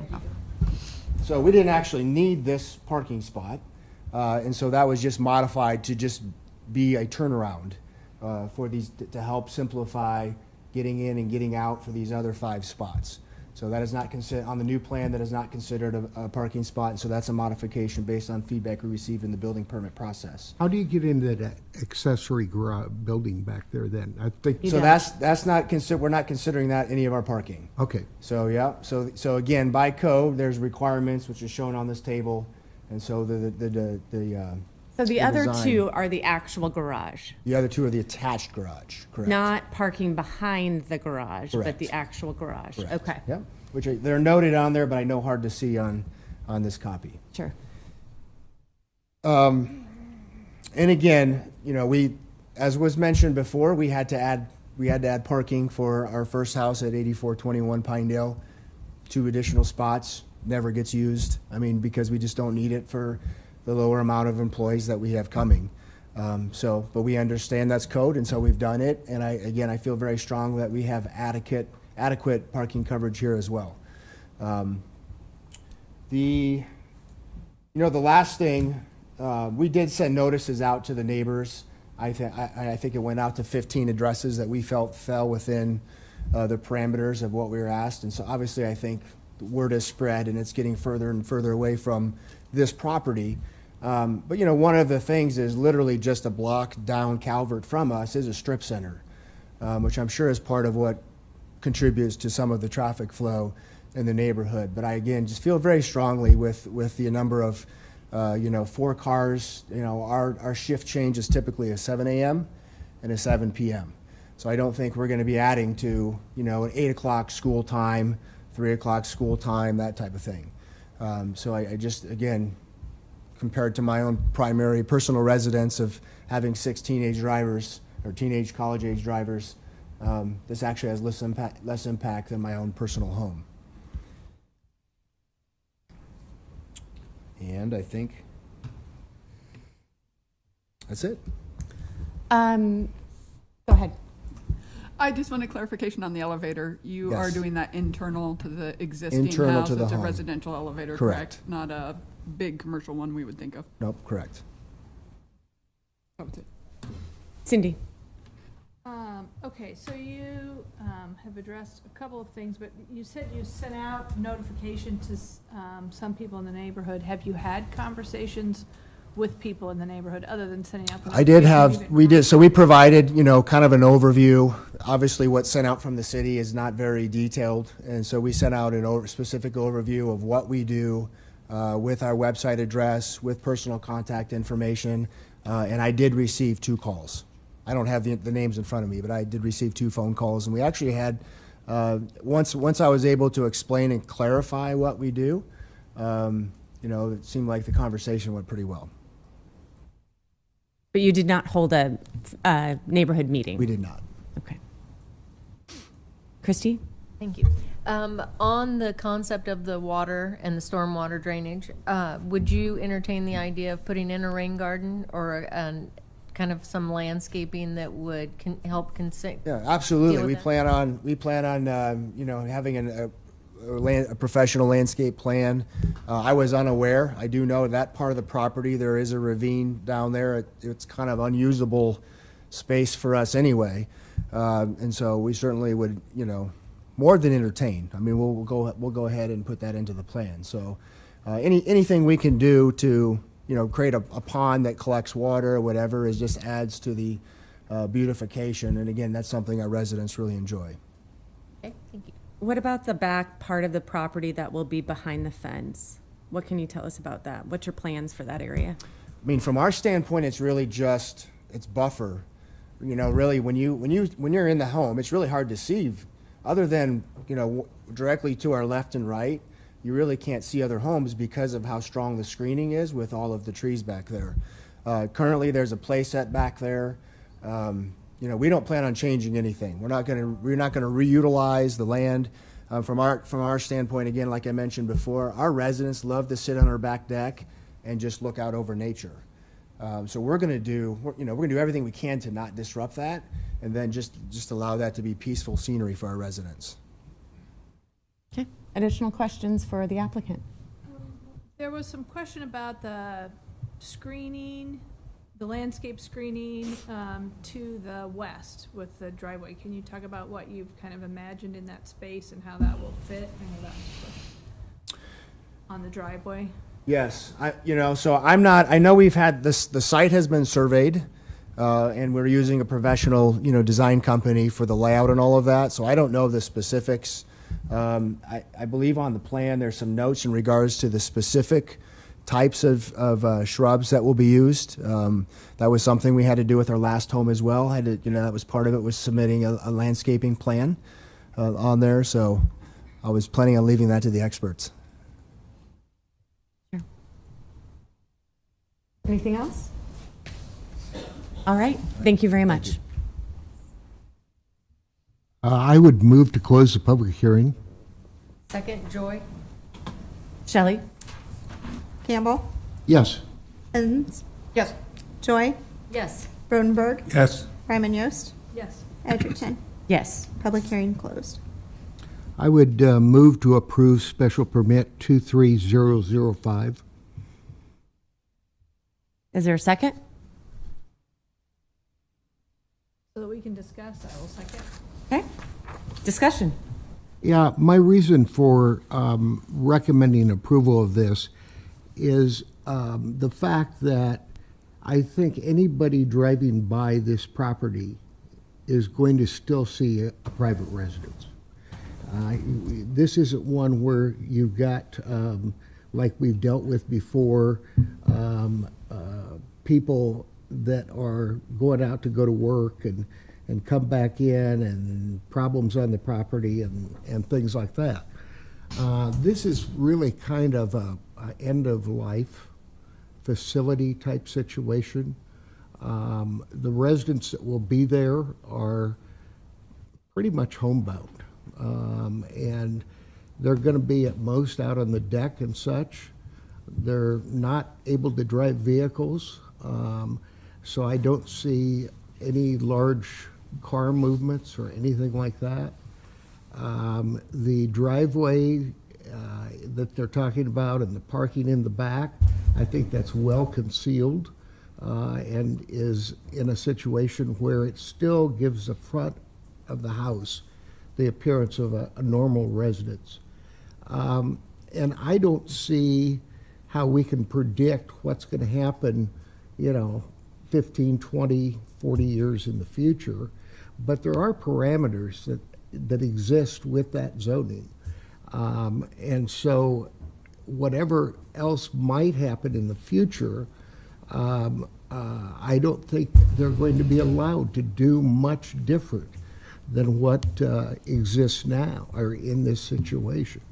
So consequently, as much as I appreciate the neighbors in those properties, and I've worked on several of them up and down that street for many years, and I don't see this as going to interfere with their personal properties, and I would not assume any devaluation in any of their other properties. Anyone else? Gloria? My biggest concern on this is simply the size and number of residents. I don't think it's a bad use for the property. I think the owners are taking significant care to make sure it fits into a neighborhood, and that's what they want. But it's R2, and we're putting 16 residents in there. We continually seem to put as much into these, and I know this is a huge lot and a beautiful lot, but at the end of the day, I have issue with that many. Right, but the ordinance actually provides the parameters for how to measure that, and it's well below that number. It is, I mean, and that's where I in struggle. terms of following the law that's in the city ordinance, it is well below the number that's provided. I mean, that's the, But does that mean we should? That, at the end of the day, that's where do you draw that line of we're putting 16 people in a single family home? mm-hmm. But if it's about how it affects the neighborhood versus how it affects the facility, I mean, I hope it's a those 16 conundrum. people have visitors Right. often. So it does affect the people around it when you have that many people in one home, just even on everything. I have yeah, there you go. Interesting. Mm-hmm. Any other discussion? I'll go. My mother lives in a independent living, and I'm a baby boomer. I'm going to get older and possibly need something like this, and I would hope to be able to live in something like this. And when my mother chose the Legacy as her place, she chose that over all the others because of the proximity to us. So we can get to her and visit. And it was not that we wouldn't drive across town to visit her, but that was top of her list. I would think that other people from this neighborhood would someday want to take advantage of having their parents or themselves to stay in the neighborhood that they grew up in or lived in. I do have concerns. I live very close to this residence, and Calvert Street is not an arterial, but I use it as such, and I would love to see more traffic calming on that street for the sake of the kids and just in general, because people do use that as an arterial where it's not supposed to be used as such.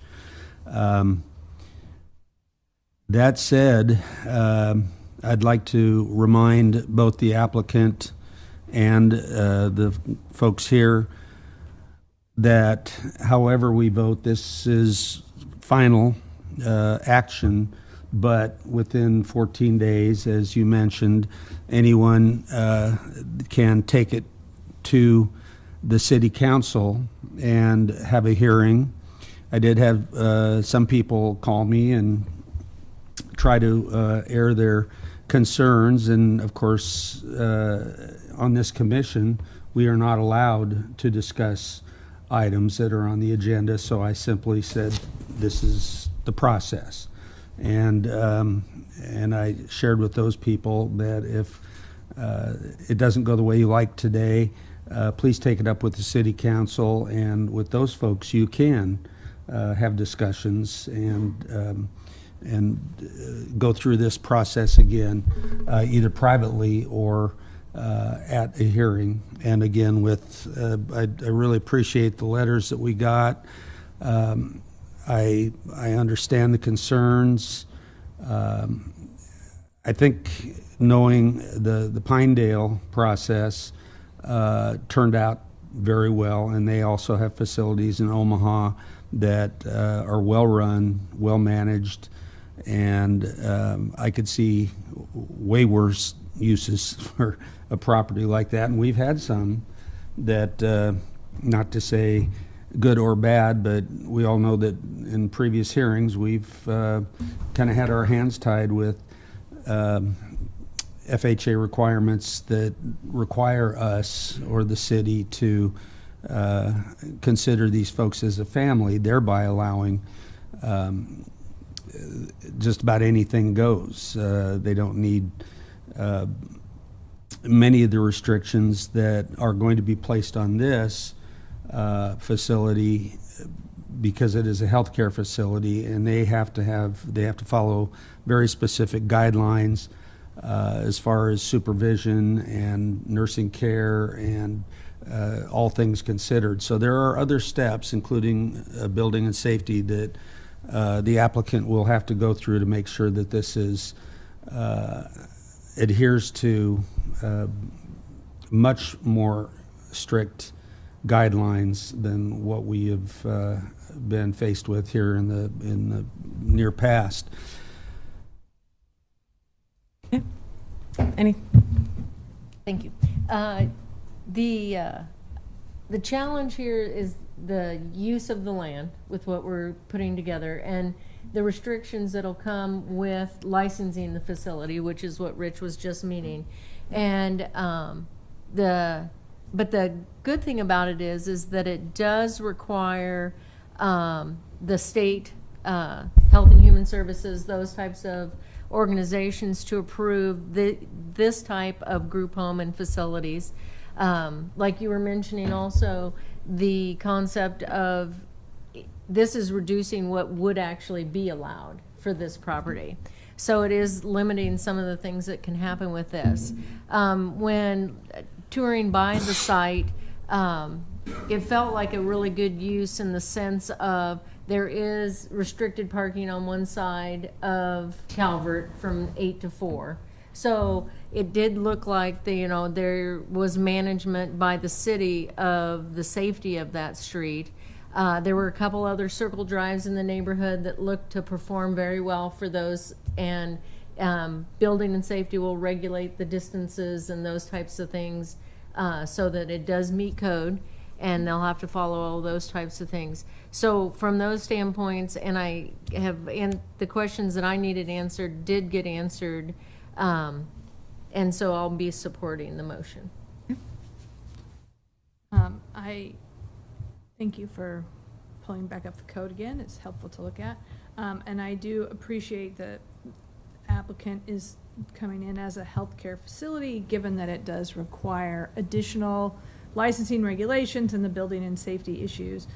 Because in the past, when large density programs have moved into residential areas, I've been very concerned about just the sheer number of people in one facility.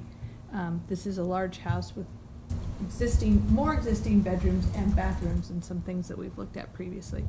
And I can appreciate the concerns of the neighbors and the changes. I do think that the applicant has done a nice job of addressing some of those already today to help clarify some things, so I can appreciate that part as well. And I do hope that they will continue to look at the things that they've talked about today in terms of being good neighbors and being good caretakers of the land and the environment. This is a really unique neighborhood in our community. I absolutely understand the concerns and the beauty and the unique aspects of these large wooded lots, and just are such a treasure to our neighborhood. And I absolutely understand the concerns. I also appreciate the applicant's presentation of the business model and how it has worked in their other facility. It is a challenge to bring those two things together. I will be supporting this special permit. I think that the fact that there are no waivers being requested with this, that they meet the requirements of the code for a residential healthcare facility, is very important to my decision along those lines. Frankly, the unique aspects of the neighborhood is what makes this perhaps a really special place for these residents. And yes, it's a business, but is a residential healthcare facility with the emphasis that 12 to up to 16 folks will be living here. This is where their home will be. I think that there are a lot of mitigating factors will ensure that the neighborhood will be protected, that the special permit, although it runs with the land, there are additional protections in place with other licensing organizations. Building and safety will be involved to ensure that all the rest of the aspects of the code are met and surpassed, and I will be voting to support. Shelley, will you please call the vote? Campbell. Yes. Edens. Yes. Joy. Yes. Rodenberg. Yes. Ryman Yost. Yes. Edgerton. Yes. Approved, 6-0.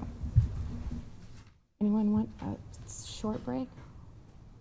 Or Use a okay, break, if you don't mind. We're going to take a quick 4-minute break before we continue. Oh, I did look up. One bathroom.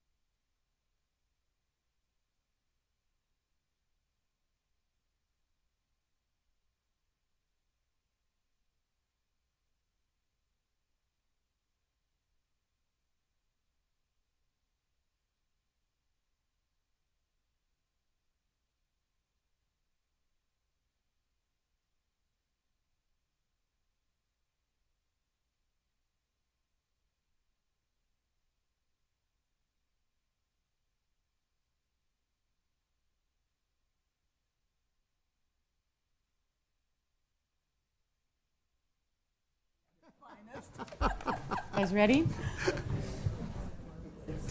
I think we're ready. Oh, She we was need. getting water. I think you can probably start reading to you. Yeah. Go ahead. Yep, we're ready to go. Thank you. Next item up for public hearing is item 4.1, text amendment 23002 to amend Chapter 27 of the Lincoln Municipal Code, Section 27.82, impact fees, amending the provisions for imposition of impact fees by allowing transfer of a credit from an old location to a new location within the same project where the old location is rendered non-buildable, and repealing Section 27.82 as hitherto existing. Planning Commission members did receive a staff memo dated March 7th, 2023, and identifying revisions to the proposed text amendment agreed upon by staff. Are there any ex parte communications to be disclosed on this application? No. Are there any ex parte communications that took place or additional information you learned while visiting any of this site to be disclosed? No. George. Good afternoon, George Wesselhoff, Planning Department, 555 South 10th Street. So yes, this application involves an amendment to the impact fees section of the zoning ordinance.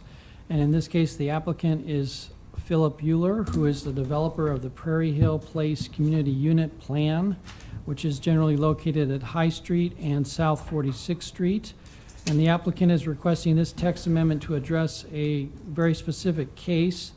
The request pertains to the house that was previously at 3230 South 46th Street that is being moved to 3340 Trolley Lane within the interior of the community unit plan.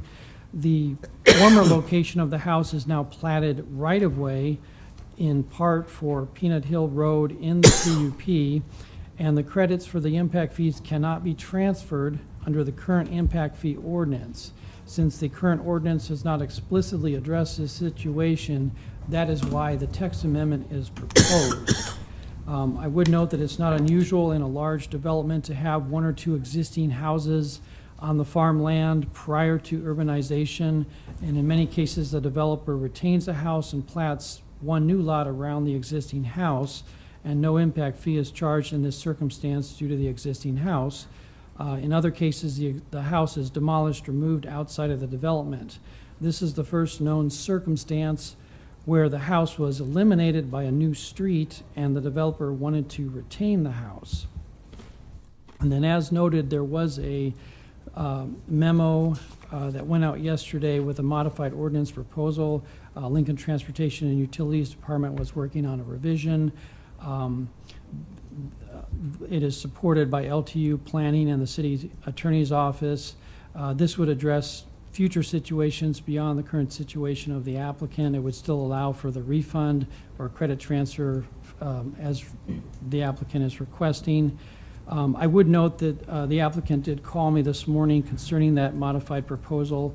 The text references right-of-way, which would include a public street but not a private street. And so staff is in agreement with Mr. Euler that the proposal that was submitted yesterday should be modified further to specifically note public street or private roadway, which is the intent. I would also mention that Michaela Sweeney, the LTU Impact Fee Administrator, is in attendance today. If you have any questions about impact fee administration, she can answer those. Otherwise, I can answer any questions you may have at this time.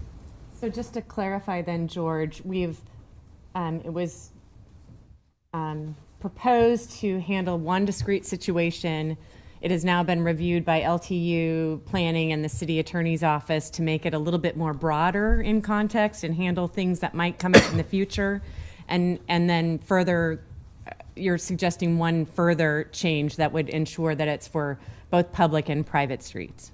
Right, so the initial request from the applicant is for a global text amendment that would be citywide. The language in the applicant's proposal referenced a community redevelopment project. It was generalized. The alternative yesterday was to be more specific and reference right-of-way, and the third situation is to be even more specific and also include a private roadway, which is the intent. Got it. Questions for George? So those are considered amendments to the original proposal, Yes. okay? Okay. Rod, Rich, I can see you have a question. Thank you. Do you see any, if this is adopted, do you see any possible negative future situations where we wish we hadn't done this? I'm not aware of any. I mean, I might let the impact fee administrator address the operations and if she would see anything in terms of the modified proposal. Okay.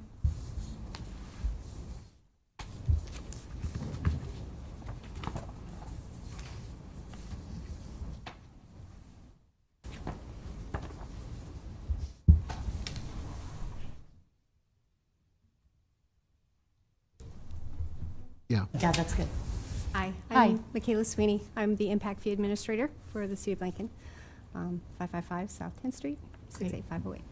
So I think our question is do you see anything, foresee that there could be circumstances in which this would have any kind of negative effect?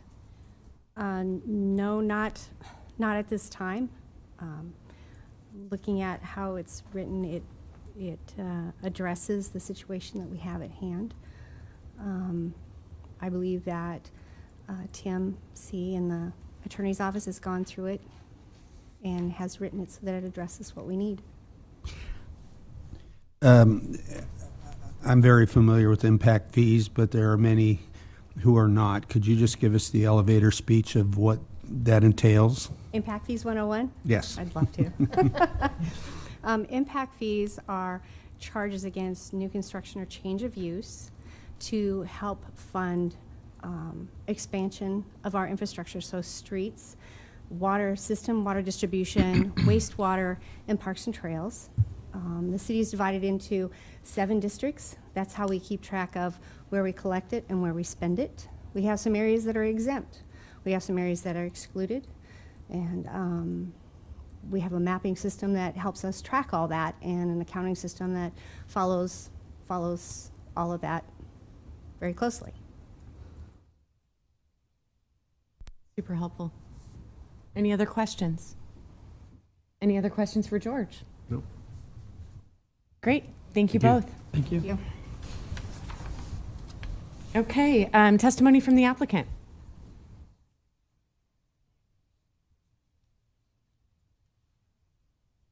Good afternoon, Commissioners. Thank you very much for your time. My name is Philip Euler. I live at 5520 Grouse Place, Lincoln, Nebraska. I was before you people back in July of 2000 when Prairie Hill Place Community Unit Plan was presented. I received an executive order in the following March, and after a very long public hearing, and I appreciate what you just went through with this other one. So my concern was I had a project here that was lots of moving parts, a chicken and an egg type of a deal. The sewer lines had to be put in first because I had to unconnect the ones that are on the street so the new sewer line could be put in and so forth and so on. We went back and forth and back and forth. So here I am a couple of years later saying I'm ready to rehab 3230 South 46th house, which I moved April of 21, and it's sitting on I-beams. And when I went for my permit, they said, well, you need to pay an impact fee. And I said, wait a minute.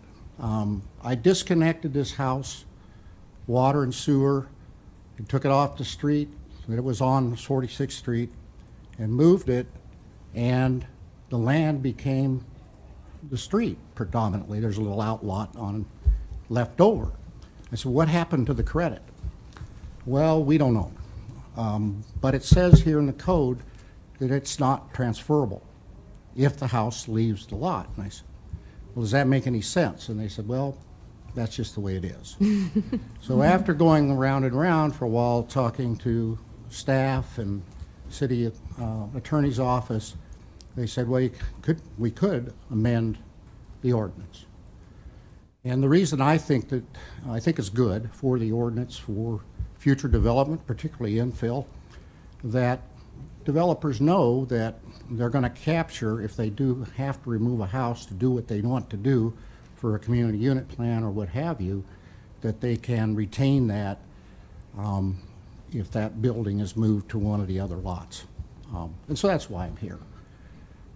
Why did I decide to move this house? People said, why don't you just tear it down? I said, well, it's a perfectly good building. It was built in 1950, and I want it all to go to the landfill.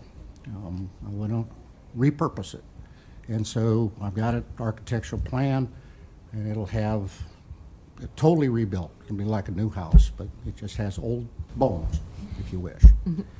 The other part of my plan, if I put up a map here, this is just one possibility of a future expansion for Prairie Hill Place. The house I moved is in that circle on the top. So this is 46th Street, and the house will reside here at 3240 on Trolley Lane, right.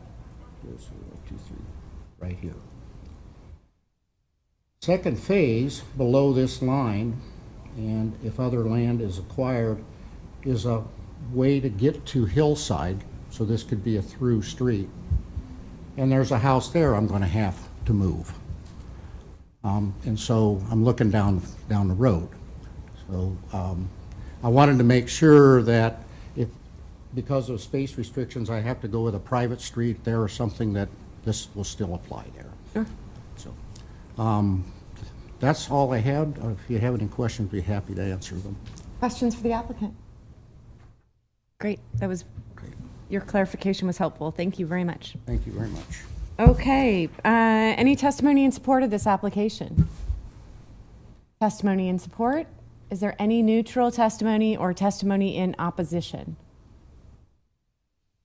Any other questions for staff? And I assume you're good not to come up for rebuttal then.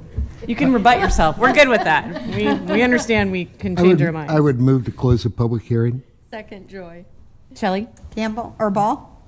Yes. Campbell? Yes. Edens? Yes. Joy? Yes. Rodenberg? Yes. Ryman Yost? Yes. Edgerton? Yes. Public hearing closed. I would move to approve text amendment 23002. Second, Joy. The reason for that, we've been through this situation. And we weren't as bright as he was. We paid the impact taxes, impact fees.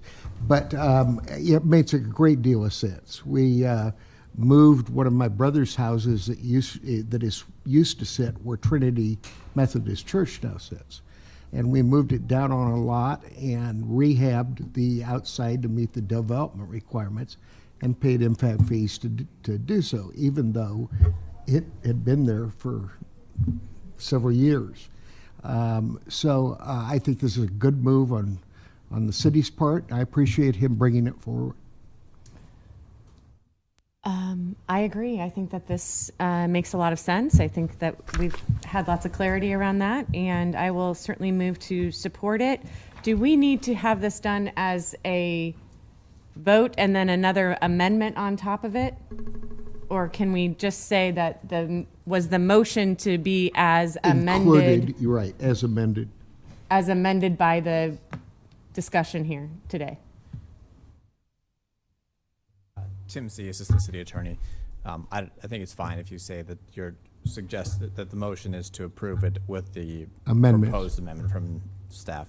That'd be fine. Yep. Including private roadway. Right. Correct. Yes, understanding that change still needs to be made. Have 2 amendments on it. Correct. I think as long as it's clear on the record of what we're voting for, we'll be fine.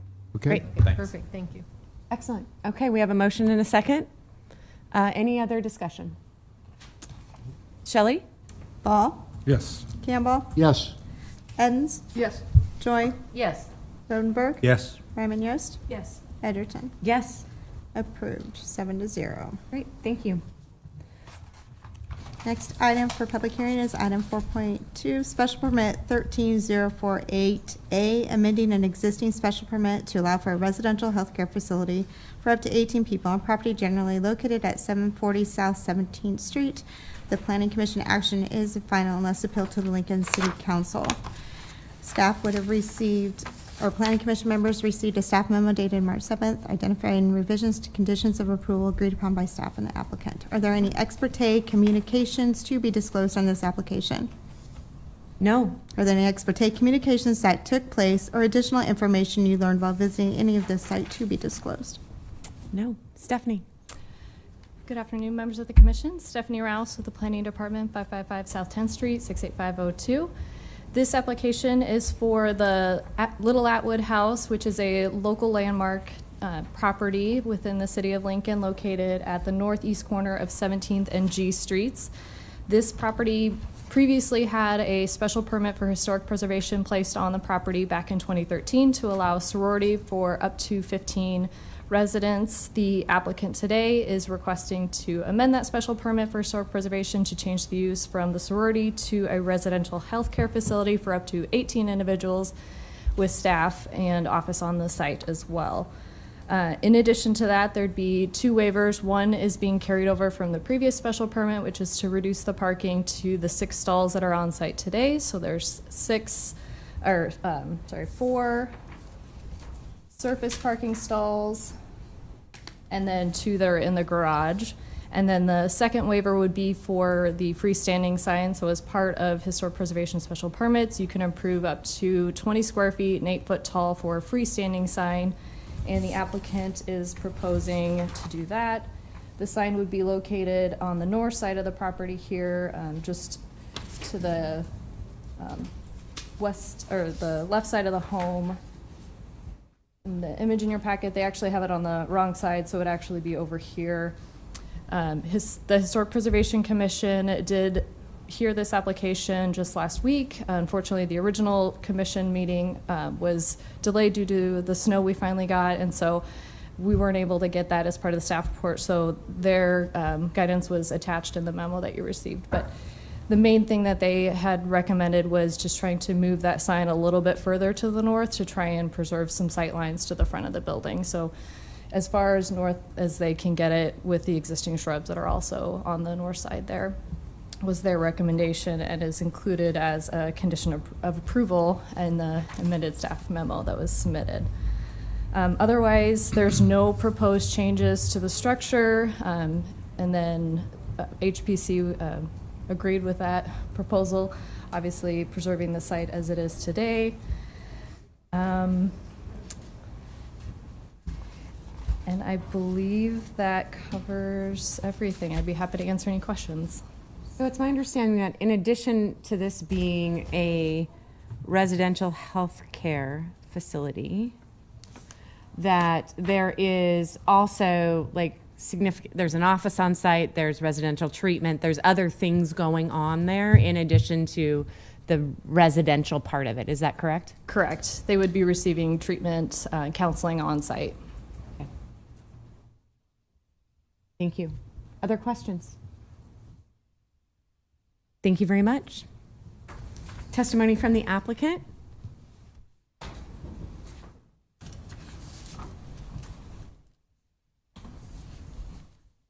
I'm Tina Arciaga, 6111 Rolling Hills Boulevard, Lincoln, Nebraska, 68516.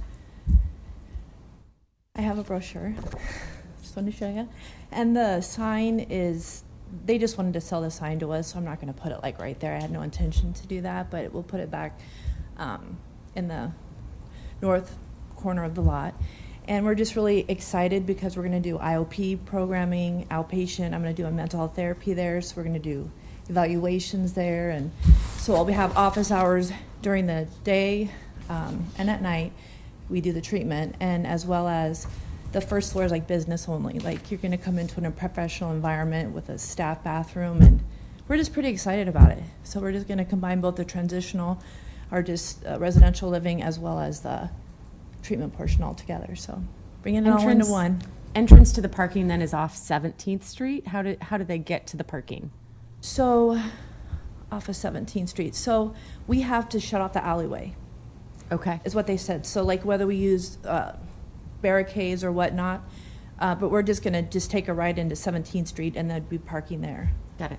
You can come in parking behind the actual building, but I don't want to utilize that. It's too choppy and. Yep. Okay. Thank you. How are you taking what used to be a 15-bed facility and turning it into 18 beds? Well, I think because this thing was already as is, like it already had these fire suppression system, like the current owners to do a sorority did everything that needed to be done. So there's a huge fire suppression, all 3 floors. It's got smoke alarms, all 3 floors. It's got carbon monoxide, like it has the works. Everything that I need to get done is done. So it's just a perfect place. So I think that's why, maybe that's why they got up to 18, I'm not sure. Well, is there, did the sorority use one person to 1 bedroom and you're doubling up or what?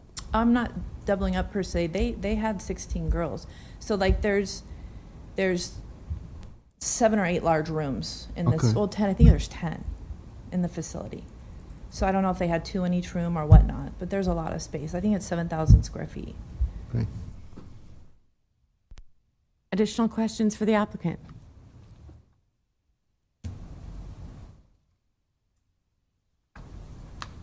You mentioned IOP, I think it was. What's that? It's just intensive outpatient treatment. So 9 hours a week of group sessions, then 1 individual session once a week with a therapist. Okay, is this more mental health or is it physical?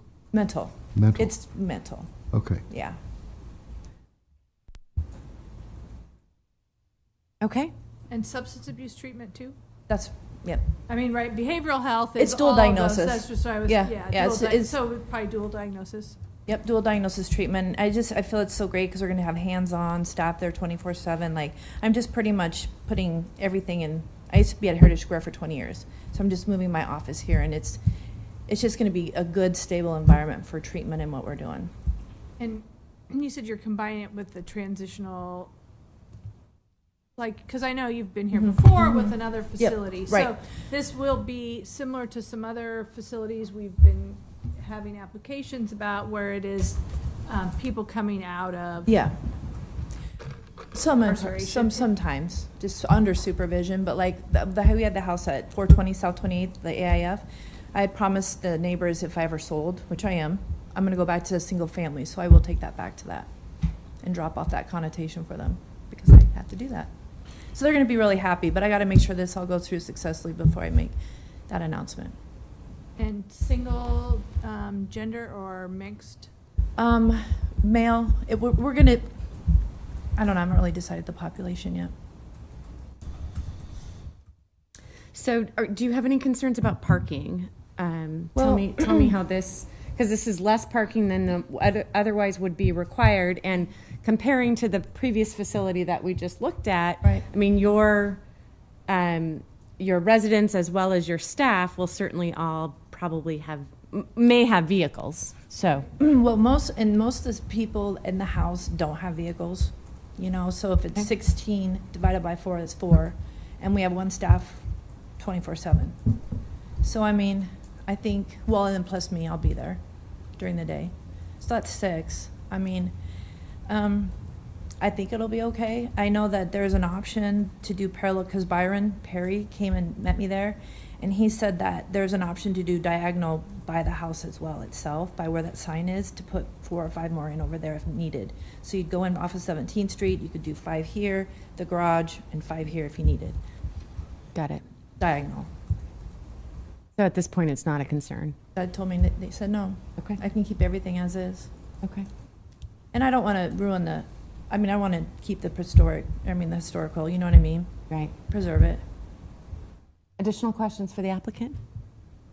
On your plan here, it says new egress stair from the 2nd floor. Is there one now that needs to be rebuilt, or I think that's, so you see that wooded stair, the owners did this. So this comes out of the 2nd floor, outward. Is that what you're talking about? Yes. Well, it's on your The plan. north side? Yeah. That was already existing. Okay. I didn't touch anything. Great. Thank you very much. Okay, thanks. Testimony in support of this application. Is there any testimony in support? Is there any neutral testimony or testimony in opposition? Hello. Hi. And I'm Rosina Paley. I live at 1850 Dakota Street. It is more a question.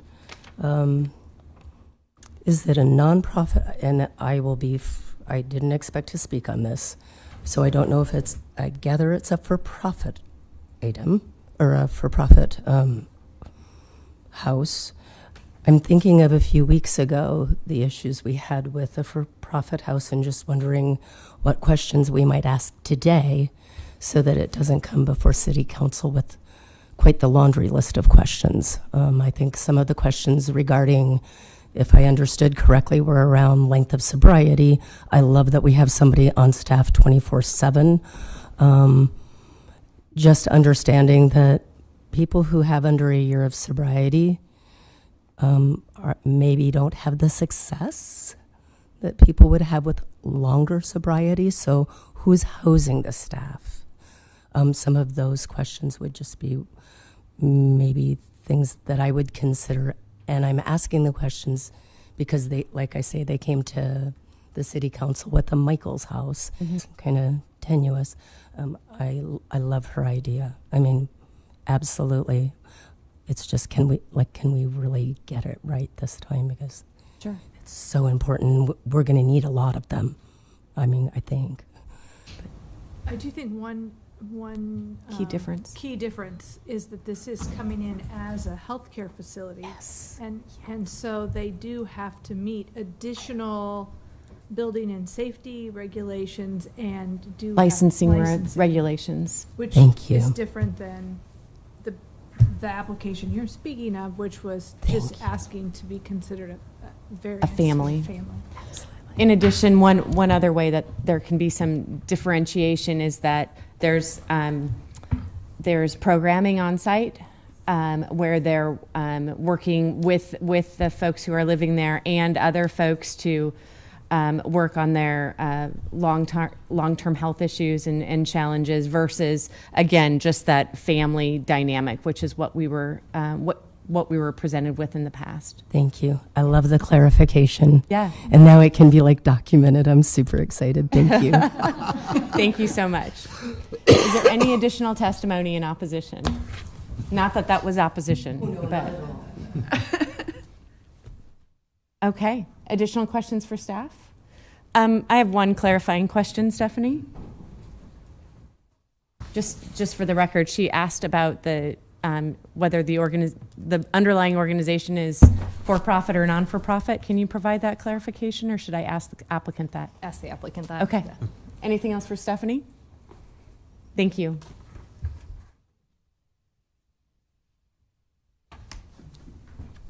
For profit. Okay. And I'm sorry, I couldn't hear you. It's for profit. Okay. We do have a nonprofit too, but this facility is for profit. And we're overseen by probation and parole and all kinds of entities, so. Right. Any other questions? Love coming before you guys.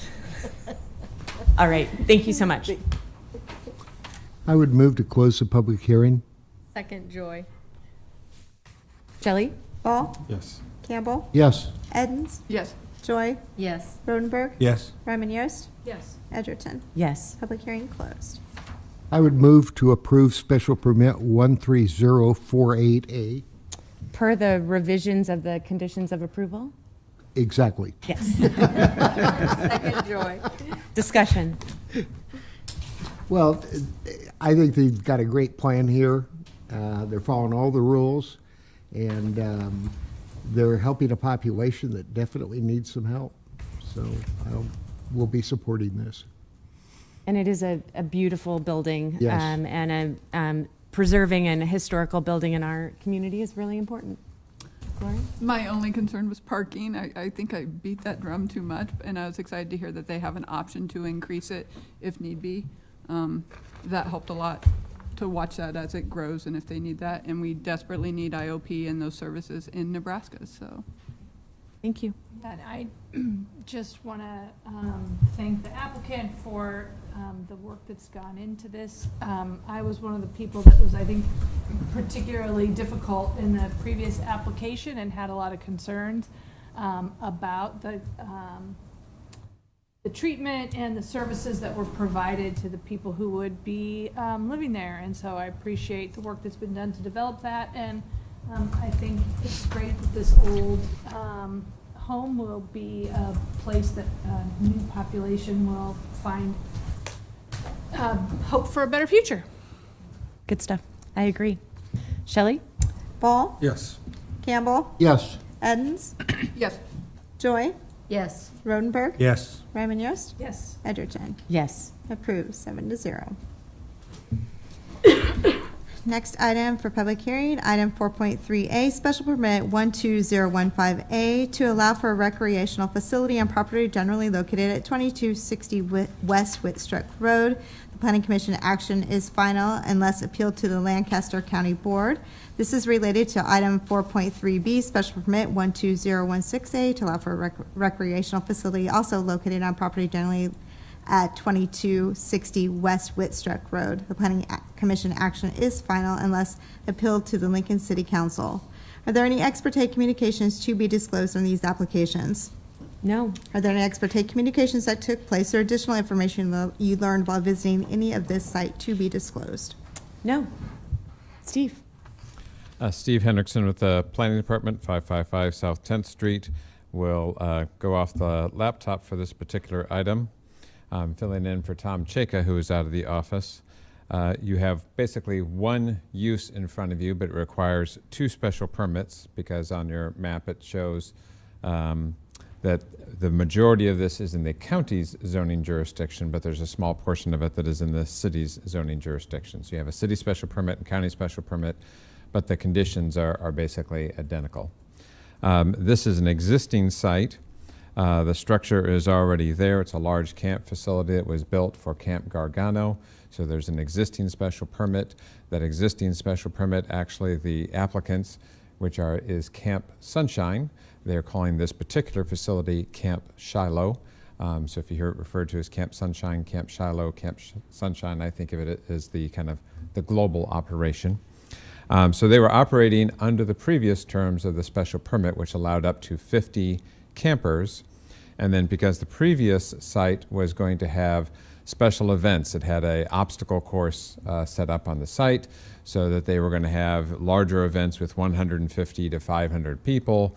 That was actually quite a bit of the opposition, was a concern about the number of people coming to the site. This particular site, the main issue in terms of the traffic is that Southwest 29th Street is paved and Highway 33 to the south is paved, but West Whitstruck Road is not paved between Southwest 14th to the east and Southwest 29th, and it is really only gravel from Southwest 29th to just a little bit east of this driveway. So on a nice dry couple of months like we've had in the last 6 months, you can drive east, though it is a dirt road and is quite rough. But during wet times of the year, it's really pretty much impassable. So that was a lot of the concerns that was brought up. The specific conditions that are included on this allow it to go up to 200 campers, because that is the new request for you. However, it comes with some very specific notes on how they address people getting to the site. And I'll let the applicant talk about their program, but in general, they've had a lot of success already operating at the site, that they have a number of churches where people drop off their children and then they are bused to the site, and part of the bus trip is part of the fun of going to camp. So it works for both the kids and it works for the parents, and so that is part of the requirements of this approval, is that they continue to have that program based on the number of kids that they're going to have, and it has kind of little tiers within it, because they also during the fall and winter months are asking to have the occasional retreat out here that might be using it as a camp facility but might be less than 24 hours in time, and might also be then used as an adults. And that would be for a smaller number, and more than likely the adults would actually drive to the site. And they are quite knowledgeable about the rough road conditions to the east, so part of their materials explain to people how to come to the site, because a lot of their clients and kids are in Lincoln based, and so they're coming from the northeast, but it makes sense to come down along Highway 33 to the site. I actually attended the open house that they had for some of the neighbors. It looked like they had a lot of people come out to the site many months ago, and they can talk a little bit further about that. We've recommended approval of both the special permit in the county and the city. I'd be happy to take any questions that you might have. Questions for Steve? Yeah, so the parking or the transportation situation, where you said that's one of the conditions, right, is to continue with those kinds of things. And having driven along a lot of different gravel roads at different highways, taking kids to and from camp, I know that the idea of being able to drop off at a simple bus location sounds fantastic.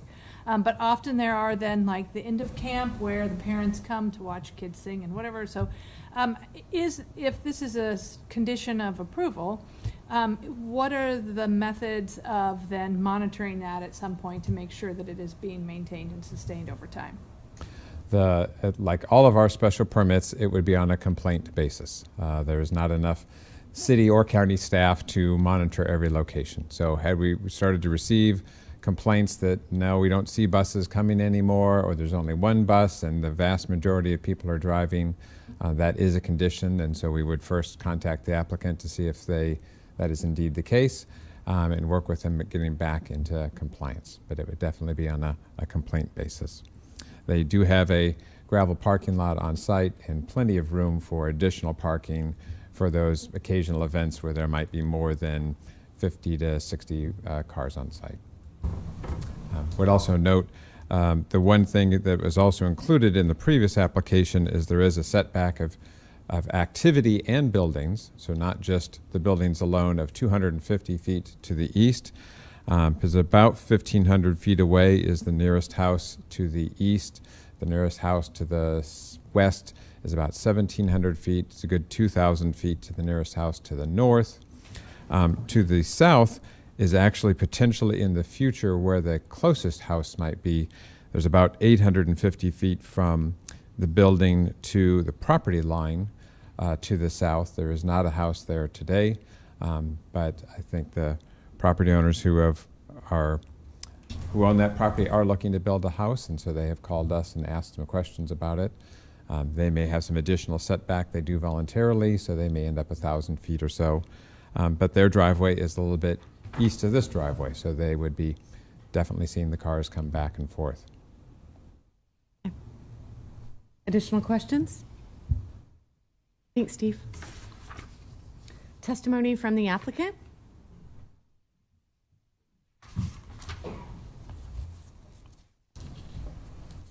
Good afternoon. My name is Jeff Kaiser, director at Camp Sunshine. Live at 13440 South 25th Street, Roca 68430. Yeah, I think just a lot of our we have all of our application stuff. Some things about Camp Sunshine that make us unique, and for the last 16 years, we've really been able to feel like we've blessed our community with positive places for kids to come. We really desire to create a place for kids to belong and become, and we feel like that happens at our programs. So much so that we've been surprised by the outpouring of need that our community has showed. So Camp Sunshine has grown continually since our inception. We've only had 1 year of decline during COVID, and so that's where we started exploring what can we do to keep our group sizes small, so it's an intimate, connected experience for kids and the counselors. And so this property was available. It was special use permitted as a previous camp. So last year we were able to expand operations out to that facility. As mentioned, we operated under that current special use requirements. One of the things that coming into that, we really are firm believers in active supervision, active imagination, and active community. And we approach our kids with that, but we wanted to model that as well. So even before purchasing this property, my wife and I went door to door, just trying to meet the neighbors. We knew there was a history with this property and kind of what had happened there before with our predecessors. And we just wanted to get to know people, hear the concerns. What we found was a lot of excitement. Camp Sunshine's our neighbor now. This is really cool. So that was encouraging. We went forward with the purchase.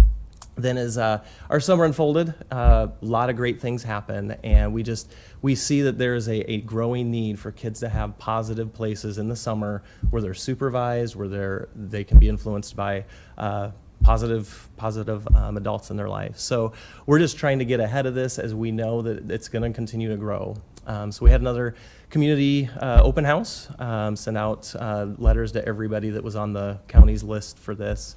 Met with folks, even outside of that meeting, that wanted to chat. And yeah, we're excited about the possibilities. We do, I know traffic, it seems like that's the thing, traffic and parking with everything. So you have our tiered approach in there. We do run 4 bus stops out of Lincoln. We've actually trained some of our staff with CDLs, so we are doing all the driving, as well as hiring some school bus drivers to help in the summer. We'll pick up. We have a lot of kids at this facility that have younger siblings at our Roca facility, so we offer a convenience to parents for a one-stop drop off at that site where they get on a shuttle to come over. So the number of families that come to the site to drop off is very minimal. And as it grows, we continue to plan on offering bus. That's the biggest feedback we get. Parents are like, thank you for bus transportation. So, Questions for the applicant? You will be building structures, cabins? No, so we're operating as a day camp. There's a current bunkhouse in there that sleeps, I think 48 is what's in there. So we don't have plans at this point to expand and build overnight cabins or things. I think we made a note that we might need a storage shed or a maintenance garage. Great. Well, I just want to express my appreciation for having the open house and also for reaching out to the neighbors. I actually meant to mention that earlier, but that can really go a long way to getting questions answered and to just show goodwill in terms of ensuring that you can develop those kinds of relationships. So thank you for doing that. Yeah, thank you. And we want to be, if I can just add on to that, like we want to be good neighbors. Our current, our first facility, it was on our family farm. We had neighbors. We met with all of them continually, and they get free camp. It's like, hey, we want to reach out and spread goodwill. We've done service projects for our neighbors as things have been done, and we feel like kids need to learn to respect neighbors and community and nature, and we feel like they're not going to learn that unless we can teach them and model that. And so we want to be. Thank you. Any other additional questions for the applicant? Thank you very much. Thank you. Is there any testimony in support of this application?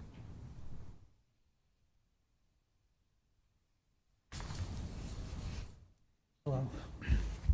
My name is Lonnie Schrader. My address is 12710 South 25th Street, Lincoln, Nebraska, or Roca, Nebraska.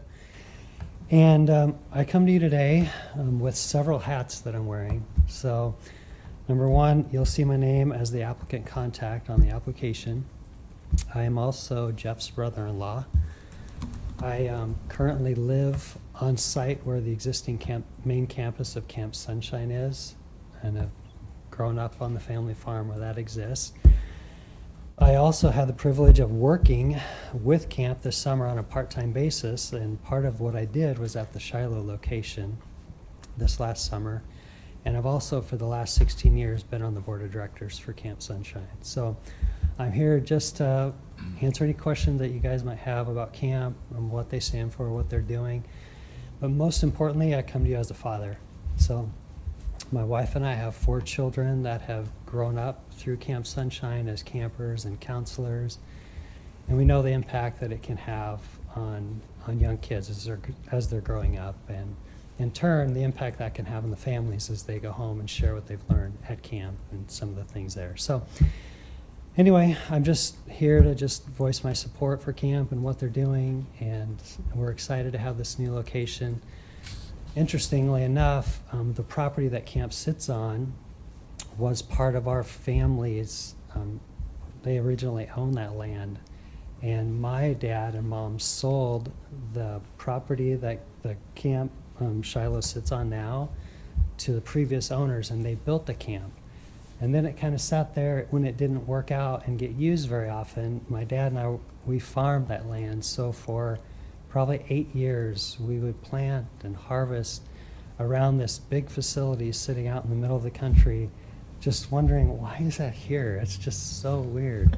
And it's just so neat to see how it all worked out, that it was available as camp was expanding and growing, and so now it's part of Camp Sunshine. So is there any questions that I can answer for you guys? Questions?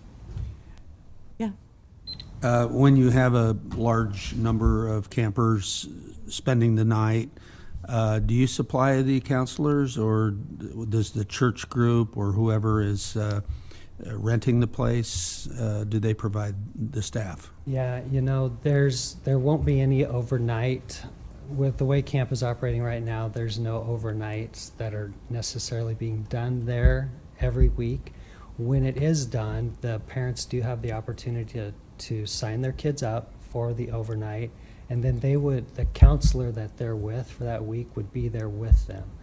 And Jeff can come up and kind of answer some more of the specific questions on numbers, but from the experience that I've had with my kids that are there, and my kids have also been counselors there, they might go through a week of camp with 8 kids in their group, and 4 of them might decide that they want to do the overnighter if there's one offered that week, and so then that counselor would be with those 4 kids for the overnight stay. So yeah. Any other questions? Thank you so much.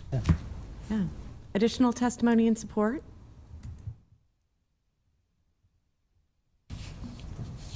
Good afternoon, members of the commission. My name is Beth Ackland. I live at 2320 West Roca Road, about a mile from what is now going to be Camp Shiloh. And I just wanted to lend a voice of support for what they're doing there. We've lived there 10 years, where we currently are on an acreage, and I didn't have any idea what this property was for. I knew it was an amazing opportunity for someone, and now I know, because my grandson goes to Acton Academy, a school in Southwest Lincoln. They now have activities at Camp Shiloh, including Wilderness Wednesdays. They spend most of the day outdoors on those Wednesdays, experiencing nature. Last week when I picked him up, he was very excited to show me the shapes of nature that he had found in leaves or in the mud, and they are covered in mud when they get home. I brought a trash bag for his clothing. And I also was warned by my husband to only go west, not east, from the camp. Living close by there, we just know that that's the case. But I think anything that we can do to encourage kids to be out in nature, spend time outside, is very important. So I'd just like to see support for an expansion of what they're already doing. Thank you very much. Thank you. Additional testimony and support?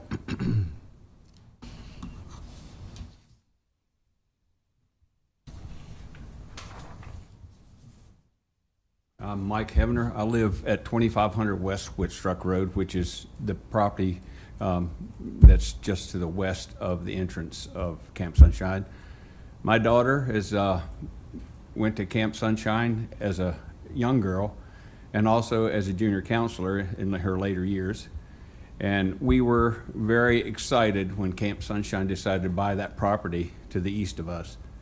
I would like for you to consider approving this, because they do an amazing job in helping raise our young kids in the proper way in nature.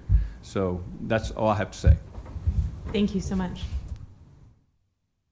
Additional testimony in support? Okay. Is there any neutral testimony or testimony in opposition?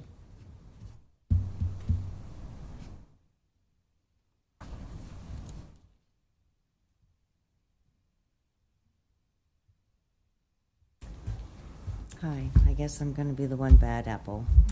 My name is Michelle Brandt. We own the property across the road from Camp Sunshine at 2201 West Whitstruck Road. Could you pull the microphone just down closer to your, there you go. Perfect. I'm not opposed to the program that they offer. I'm opposed to the location and the number of people they're asking to host there year-round and during the summer months.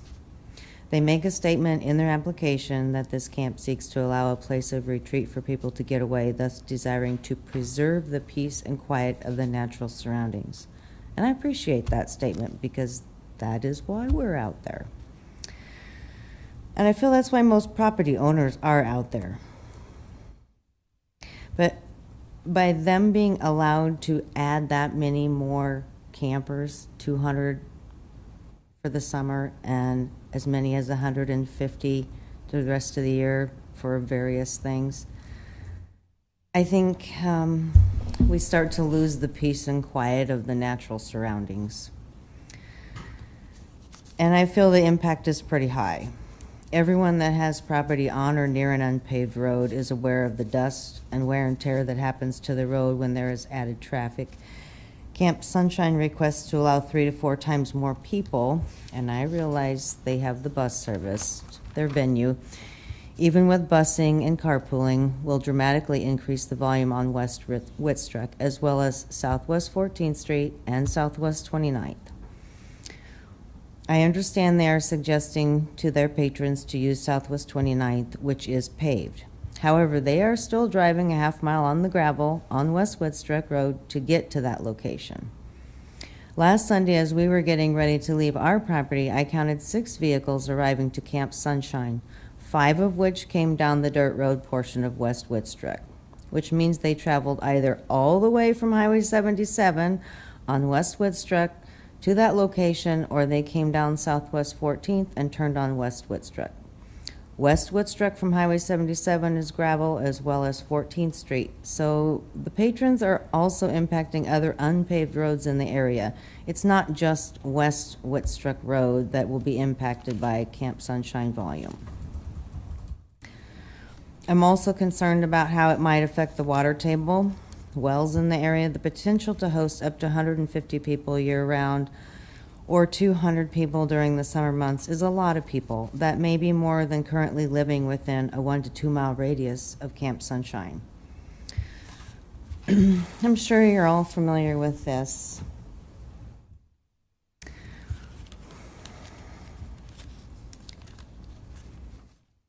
I printed off a Nebraska statewide groundwater level report. It hasn't come up yet. Pardon me? It has not come up on the screen yet. Anyways, it's just the cover of it. It's 28 pages, so it's available to the public. But you guys are, I'm sure, aware of it and the report because it features Lincoln, and they're addressing a need for a second well based on needing clean water. And in the report, it also talks about southeast Nebraska, and not every area in southeast Nebraska, but southeast area of Nebraska in general is seeing declining levels in the aquifers. So when you're putting that much pressure on an area, if any of you have wells, it is significant. And I am concerned about that. And I would also like to mention the PA system used out there to make announcements, such as Billy, your ride is here, or Sally, your ride is here. It does nothing to add to the peaceful serenity found in nature. I'm about a half mile away and I hear it clear as day.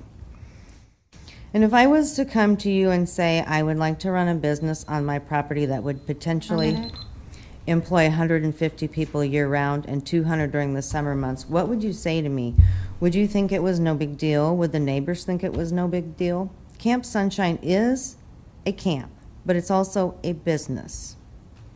Even though it runs under a religious exemption and an educational exemption at the other location, and it doesn't generate tax dollars as a regular business would, they're still impacting the surrounding property owners and the environment where people have come to enjoy the peace and quiet of their natural surroundings, just as Camp Sunshine has mentioned. I would just like you to please consider the impacts to the environment and the property owners in this area when making your decision. Thank you. Questions?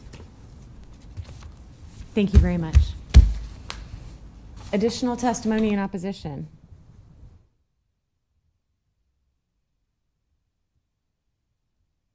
Okay, do you have, anyone have additional staff questions? I think I might, just a second here. Oh, yes, I do have one question. Thanks, Steve.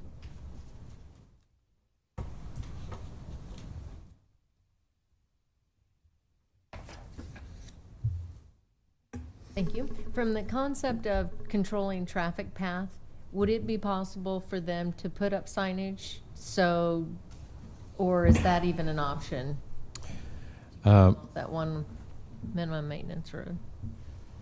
Well, to actually sign that end of the roadway, that would be up to the county engineer, because that would be up to that would be more like it'd be in the public right-of-way over at Southwest 14th and West Whitstruck if they were going to put up a sign that said, or Quality Road or whatever, that would be dirt road.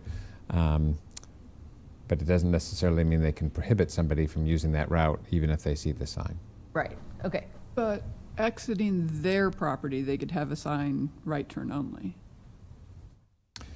On their property, so at least the cars exiting know they have to go the other way or should go the other way. Anybody can do what they want to do, but. Yes, I mean, I suppose you could try to encourage it. I think already the idea is that they're encouraging people to head over to Southwest 29th and south. But yes, some people would ignore the sign if you put a sign up that said, right turn only, because of going the other direction.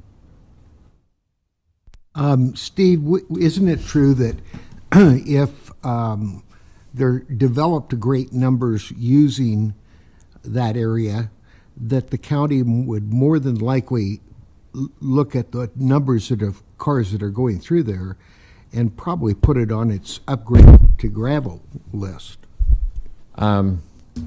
Yes, ultimately the county is looking at all of the roadways and in terms of the traffic counts. Partly what they're trying to say is that they were hoping for a program that would not be the case, because as you've heard many times before, they don't have the funds to pave all the roads today that need to be paved, much less adding one to the list. Well, it'd be gravel that I would propose. Well, you're right, they could improve by graveling further to the east, yes. Right. That could be one thing that they would look at. But again, they are trying to avoid it. It's also partly a matter of there's a drainage issue as you go further to the east that is part of the problem as well. Okay. One of our people who testified talked about water table and questions about how a day camp might be affected by increased use of wells in those areas. What's planning's perspective on that? So this was sent to the health department. The health department had not expressed a concern about the well on the site. Part of it is this is already approved for a camp and already had a well on the site that was going to have up to 150 people of a certain number of events and potentially up to 500 people. So I can't say with any certainty that it is perfectly sized for that, but the health department did not express a concern. They did actually want to make sure that the lagoon was not going to have any problem with having 200 campers at one time, but they did not express a concern. I would say, though, in general, the neighbor is correct. The southwest part of the county, in a very general sense, does not have as good of water, and certainly the northern part of the county is even worse. And so that is certainly, with a lot of our larger CUPs and things, always an issue of concern and something the health department takes as part of their review. And so since they did not express that they wanted any additional tests or things here, our conclusion was that they were satisfied with the existing well on the site.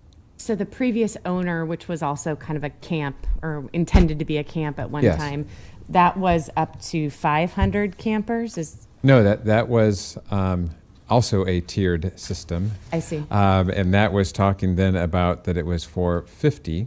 Okay. But then it had abilities based on a certain number of events per month where they could be more than that. And so that allowed for, okay, I could have a camp, but I could also have 150 people come out for, basically it was oriented to the obstacle course. So for example, they were thinking they might have 150 police officers, sheriffs come out to the site as part of a physical training program, hold a mini conference on site, and then head off site. So they were trying to make the use of that as well. Understood. I would say that, as noted, they are not intending to have this as an overnight camp. The previous one did have the large room with all the bunk beds because they did have it as an overnight camp. So they were having up to 50 kids there at a time, staying multiple days in a row overnight. Additional questions for Steve? Thank you. Applicant rebuttal, anything you want to add?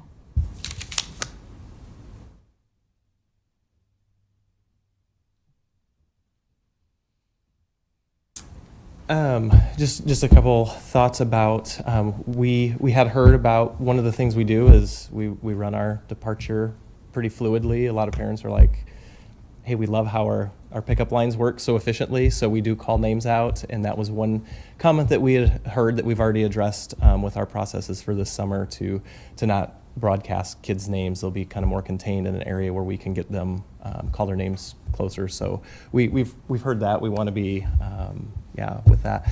We've talked with the county road as well, even as we were purchasing the property, about signage and stuff. So we've been in communication about what it would take to get signs up to direct people around there as well. And then we referenced delineator tubes when it's muddy and different things like that. So I think we would be in favor of gravel on that as well. Sure. But, yep. Thank you. Thank you so much. Thank you. Okay.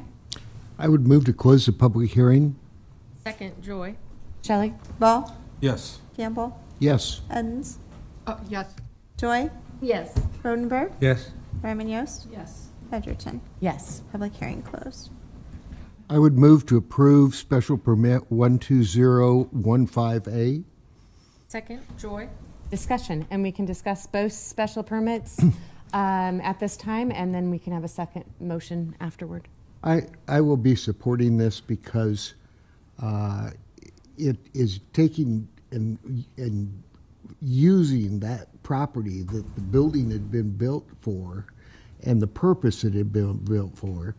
Plus, I'm not closely aware, but from a distance aware of Camp Sunshine and the good work they do.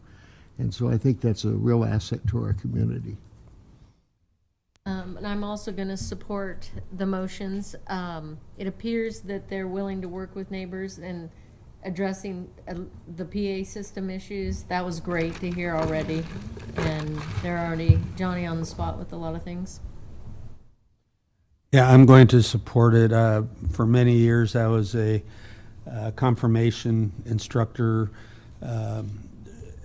with First Plymouth Church here in Lincoln, and we would take the kids out on a retreat. And for some of these kids, they had never been that close to nature and or face their own fears on the obstacle courses. And it was a tremendous experience for everyone involved, including me.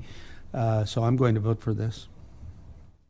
I'll be supporting it as well. I've heard nothing but great things about the camp, and I think the reputation extends itself, and I think giving the kids an opportunity to experience the outdoors and extend the mission of the camp in another location is positive. And I would say that the concerns about traffic are certainly real, especially on that type of a road in that area. It seems like the applicant is very cognizant of that, is aware of neighbors' concerns, and by encouraging the additional use of the multi-transportation by using buses and pickup points in the city, not only is that great for parents, but that's great for the community as a whole. I will be supporting this as well. Shelley? Ball? Yes. Campbell? Yes. Edens? Yes. Joy? Yes. Rodenberg? Yes. Ryman Yost? Yes. Edgerton? Yes. Approved 7-0. I will also move to approve special permit 12016A. Second, Joy. Shelley? Ball? Yes. Campbell? Yes. Edens? Yes. Joy? Yes. Rodenberg? Yes. Ryman Yost? Yes. Edgerton? Yes. Approved 7-0.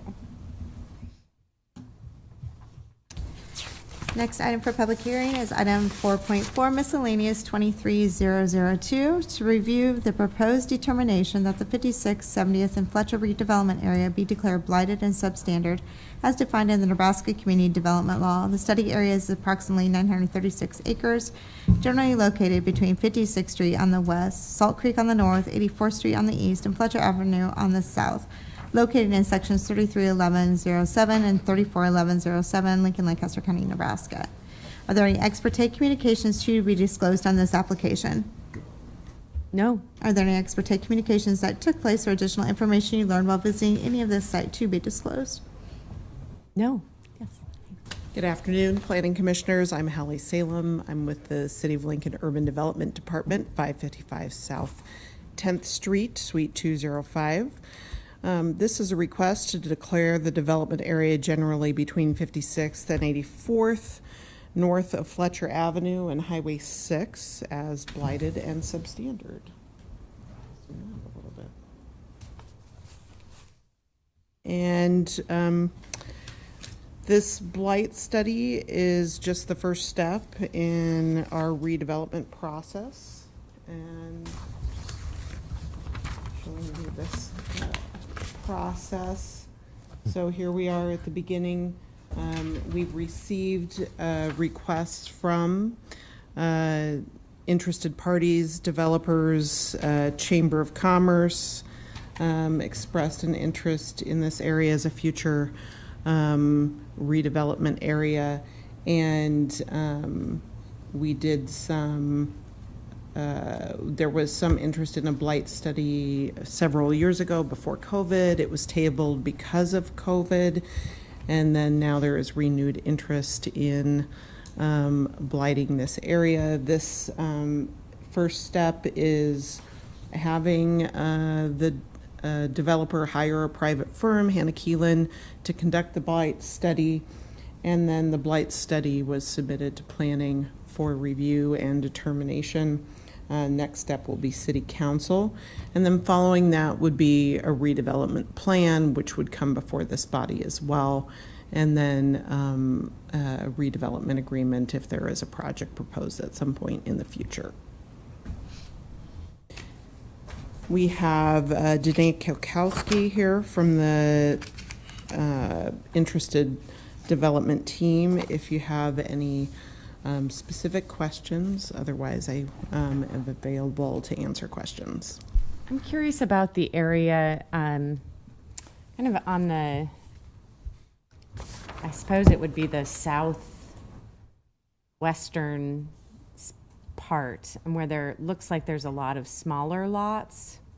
Is that residential? That is a good question. Okay. I'll ask it of someone else. Okay. That process for the blighting, is that online or is that? Yes, this is online. If you go to our urban development webpage on the city lincoln.ne.gov site, you go to urban development, and then under economic opportunity, redevelopment efforts, you'll find the TIF process, and this is one of the tabs under that TIF process. Perfect, thank you. Okay. Thank you very much. You're welcome. Testimony from the applicant.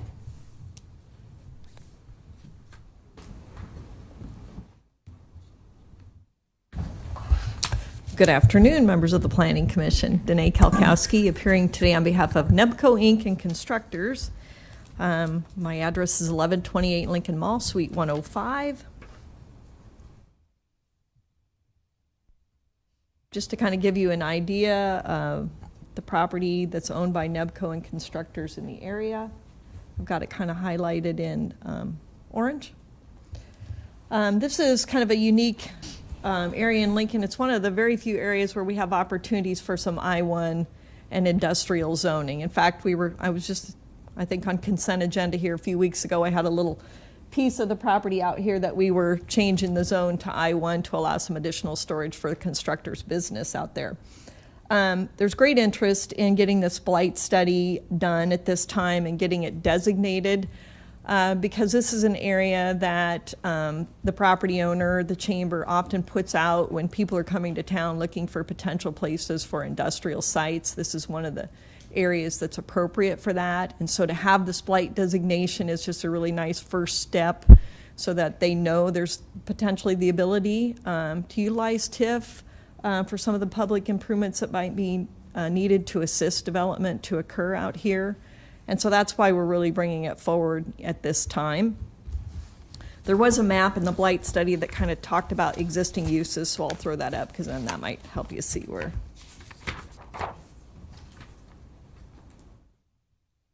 So it looks like the areas in orange are commercial, so a lot of your businesses down through here are commercial businesses. We've got one industrial business there too. They're basically, I think they were working from a map that they had started, as Hallie said, a couple years ago. This is really kind of a refresher and maybe expansion of the blight area that they'd looked at back then. So I think they're when they're going out and trying to determine, they're looking at what in the area could be potential for redevelopment or has old and obsolete buildings that it's appropriate to include within the blight designation. And so we let Hannah Keelan do that. They're the experts on determining, what should or should not be included, and obviously those areas were included, so they must have some, probably what helps the area meet the blighted and substandard designation. Janae, what's the street on the west going north and south? 56th. Okay, I wasn't sure if it's 56th. Yeah, 56th, 70th going right down the middle, and then getting over there toward 84th. Yeah, because that's where it's leading up to the bridge over the railroad tracks. Yes. Okay. Questions for the Any other applicant? questions? Great. Thanks, Danae. Is there any testimony in support of this application? Any testimony in support? Any neutral testimony or testimony in opposition? Additional questions for staff? You're good, Danae? Okay. I would move that we close the public hearing. Second, Joy. Shelley? Ball? Yes. Campbell? Yes. Edens? Yes. Joy? Yes. Rodenberg? Yes. Ryman Yost? Yes. Edgerton? Yes. Public hearing now closed. And I would move that we approve miscellaneous 23002. Second, Joy. Discussion. This is definitely an area that needs to be studied and has some great potential. And so I will be supporting this. I agree. I think that this is a, as the applicant mentioned, an area where we can look at potential industrial, where it doesn't affect a lot of other uses, and yet we can bring in some potential employers to the area. So excited that we can move this forward. Shelley? Ball? Yes. Campbell? Yes. Edens? Yes. Joy? Yes. Rodenberg? Yes. Ryman Yost? Yes. Edgerton? Yes. Approved, 7-0. Next item is item 5.1, Comprehensive Plan Conformance 23001, to review as to conformance with the 2050 Lincoln Lancaster County Comprehensive Plan, a proposed amendment to the North 27th Street Corridor and Environs Redevelopment Plan to identify the 27th and Star redevelopment project, which will redevelop 2 properties with a 12-unit apartment building, 3 townhomes, and associated parking on property generally located at the northeast corner of North 27th and Star Streets.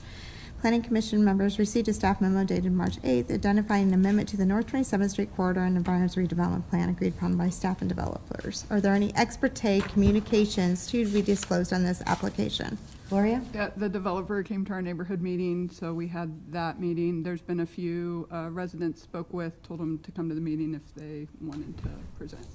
Great. Thank you. Anyone else? Are there any ex parte communications that took place or additional information you learned while visiting any of this site to be disclosed? No. Hallie?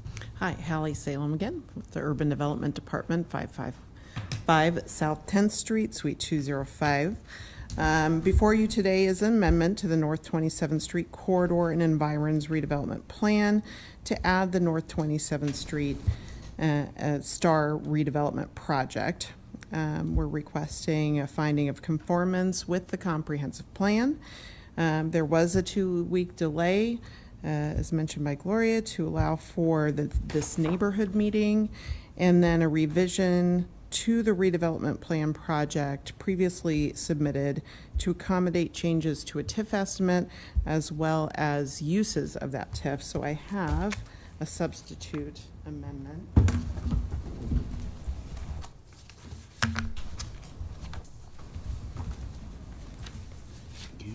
So this motion to approve the substitute amendment, you will notice the underlying green items that include several items such as the change of use to include public park improvements on page 6, and then changes to the proposed costs and financing that increases the amount of TIF and will allow for those up to approximately $450,000 in TIF to be used for public improvements that will be detailed as part of the agreement. The city is working with a seasoned developer, Aaron Bird, who has worked with us on a couple projects, 25th and Vine, 23rd and Y, and is proposing a 12-unit apartment complex with 3 townhomes to the east, adjacent to the neighborhood, and includes 2 units of affordable housing as part of that project. The Urban Design Committee recommended approval 5-0 with some suggestions for street trees and windows on the triplex. And Ann Post is here representing the development team if you have some specific questions about the project, and I will remain here for staff questions if there's any further questions. Okay. Questions for Hallie right now? You just mentioned 2 units of affordable. I was under the understanding it's 3. It's down to 2?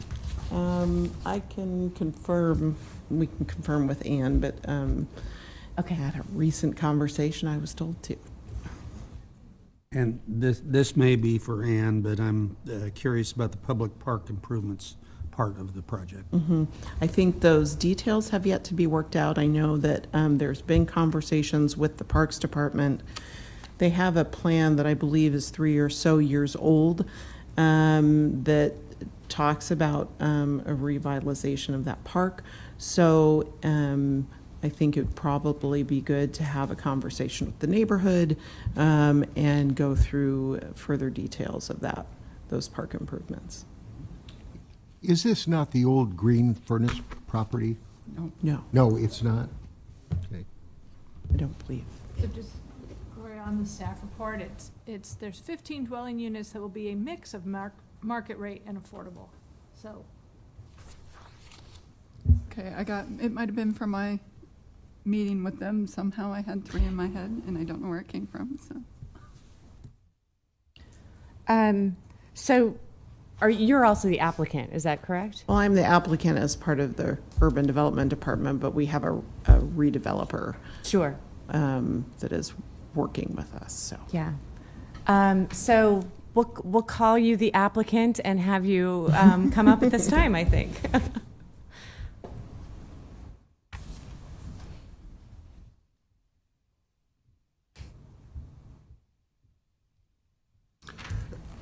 Good afternoon. I had to check my watch. Still afternoon, so good afternoon.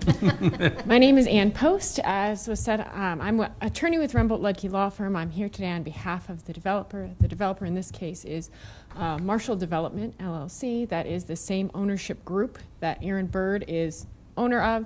And as Urban Development staff has stated, has worked with the city on a couple previous projects. Those include the project at 25th and Y, and also, 25th and Vine and 23rd and Y. So you'll notice that this project looks very similar to that project, but is also those 2 projects, but is also distinct in a few important ways. So you may remember that those projects generally, the format for those projects has been 2 apartment buildings of 18 units each. When this property became available and came to the developer's attention, we of course looked first at kind of following that blueprint we've had before, those 2 apartment buildings of 18 units each.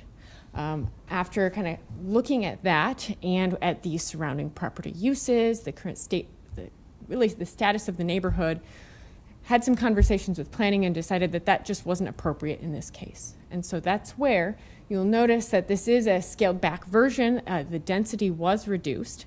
And so what you're seeing here, this is a 12-unit apartment building, and then this is 3 row homes. So row homes. Here's a picture of the, let's see, that is the row homes. Don't want to misstate. Here is a picture of what the apartment units will look like.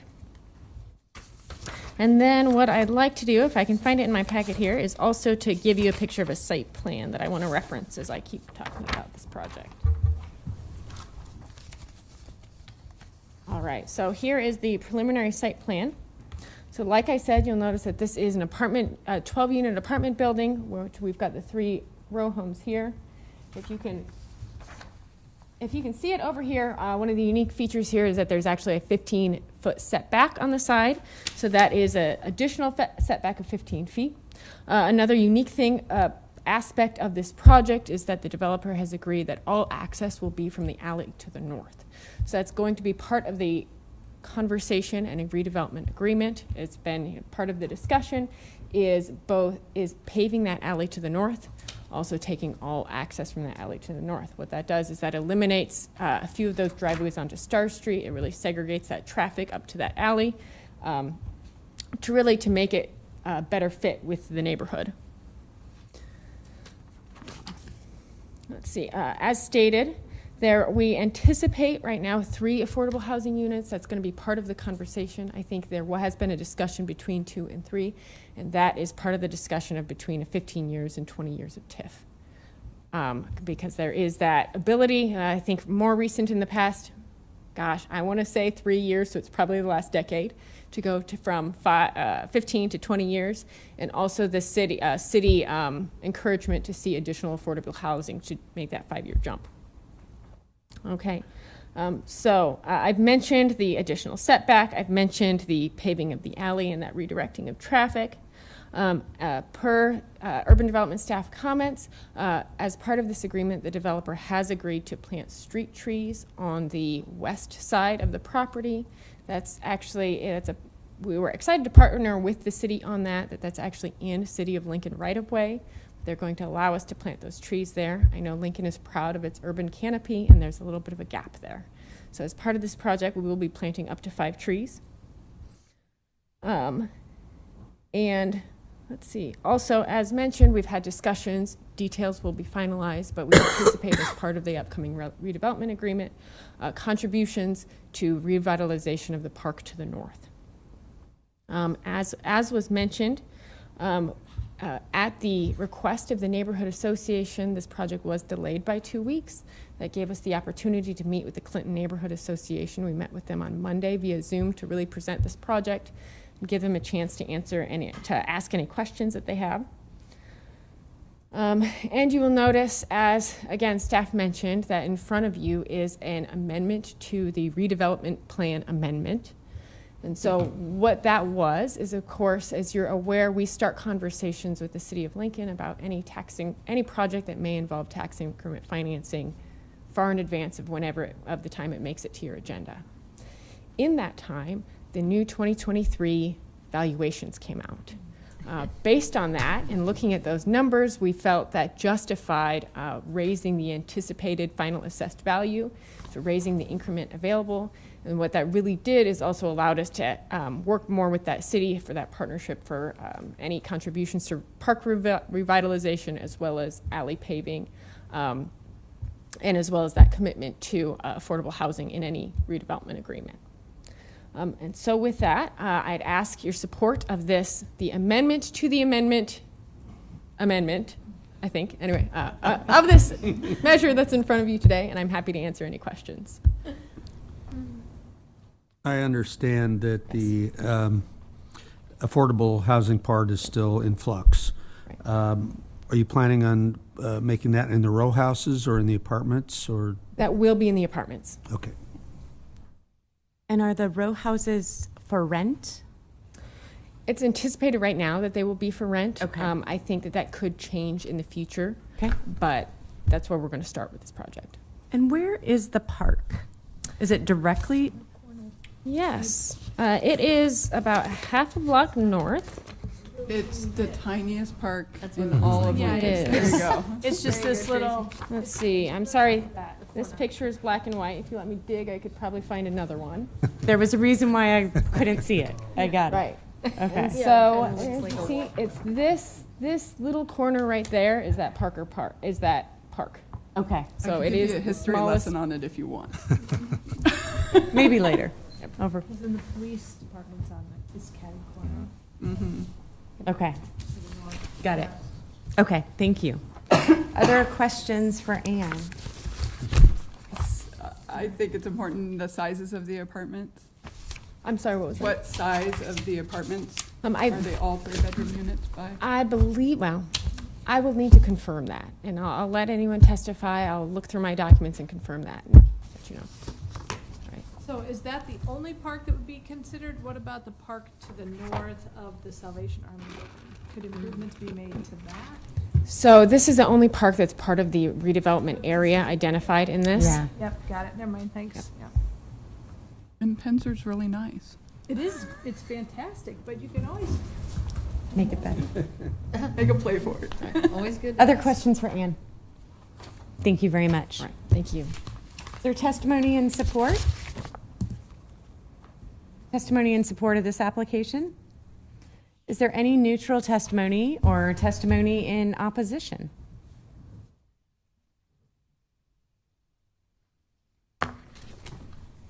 Hello, my name is Ian Edgington. My address is 1708 North 32nd Street.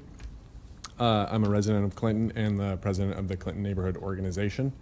I appreciate Ms. Post and Mr. Bird coming to our meeting on Monday and the delay. After they left the meeting, we talked for quite a while, and ultimately the board decided to oppose this development. We decided that it doesn't really fit the character of the neighborhood and will exacerbate some issues that Clinton kind of uniquely faces. The first one is Clinton is the only neighborhood in the city that touches both major university campuses, the city and East Campus. Because of that, it's prime real estate for college students. And in our experience with the other buildings that the developer has put up, it seems to attract college students. College students are highly mobile and they aren't necessarily as invested in the neighborhood.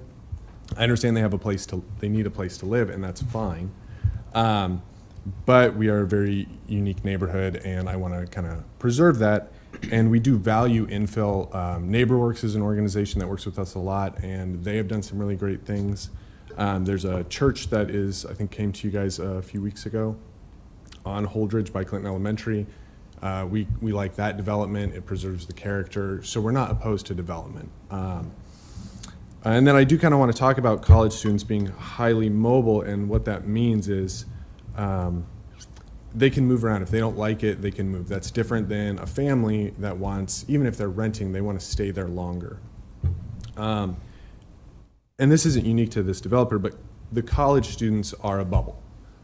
Simply put, the university here and all over are preparing for lower enrollment. There's a lot of reasons for that, but part of it is that is a smaller generation. I'm a millennial, we're a large generation, so there's a lot of money with that. The Zoomer generation is smaller, and they aren't going to college in the same numbers. So as you look to any development, I would be cognizant of the fact that we can't rely on that the same way you used to be able to. So, you know, it says this is in confirmation with the comprehensive plan, and in a technical sense, I suppose that's true, but in the spirit of creating a thriving city and with robust neighborhoods, I have to say that's not true. The other thing I would like to talk about is, you know, we've talked to this developer before, and we were told that these are investments not just in our neighborhood, but for him. He views these things as kind of his retirement plan. And I'm going to put this up. So a neighbor did some research, and these highlighted clips, there we go, represent 15 duplexes that LA Properties put in since 2019 in the 68503 zip code, and they have sold all of them. And they've gone to quite a variety of companies. They generally are selling for just shy of $500,000. And some of those companies they're sold to aren't in the state, so that is money that is leaving not just the neighborhood, but the city. I mean, that's a separate issue, but that is kind of the track record here. And so I don't feel like we're an investment to this. I feel like we're an ATM, and he's just getting money out of us with these kind of things. So because of the college students, the character issues, I mean, you saw a picture that's a large gray building. Drive by the one on Vine Street, on Y Street, and imagine that in your neighborhood and tell me if that adds to the character that you would want to see. This is very different than some of the previous conversations you guys have gone through today. And so some questions I think should be asked during the rebuttal phase, and I do appreciate Ms. Post doing that. One, will Section 8 housing vouchers be part of this? On their Facebook post, they seem to say no. I'd be curious if that is still going to be true for these.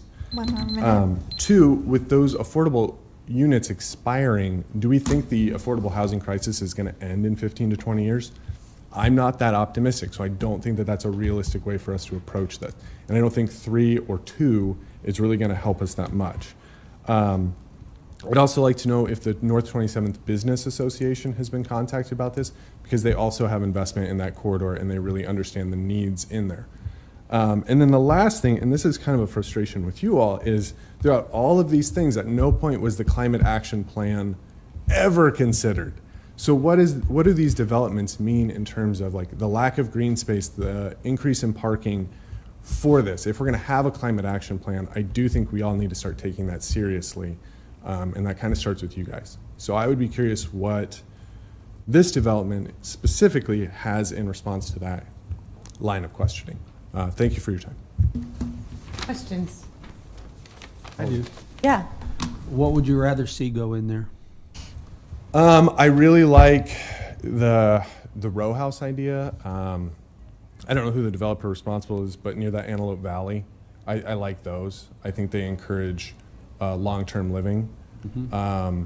And I think they're really well done. They have character as opposed to large gray rectangles. I believe that's NeighborWorks and Assurity. Yeah. So I think that those are really good investments into the area because that kind of borders us pretty close. Mm-hmm. Any other questions?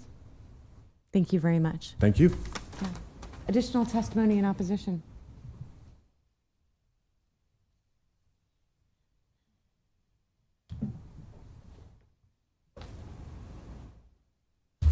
Hello, I'm Bob Reeves. I'm the secretary of the Clinton Neighborhood Organization, and I live at 3236 Dudley Street.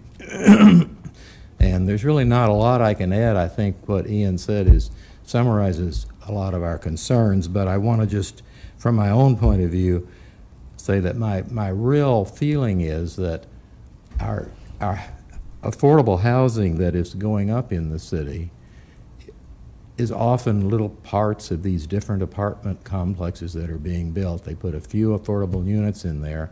I don't believe that's meeting the need for affordable housing for families with children, and I think that's really our biggest need in terms of affordable housing. If this actually does have mostly college students living in there, it's not going to be a place that is conducive to family living.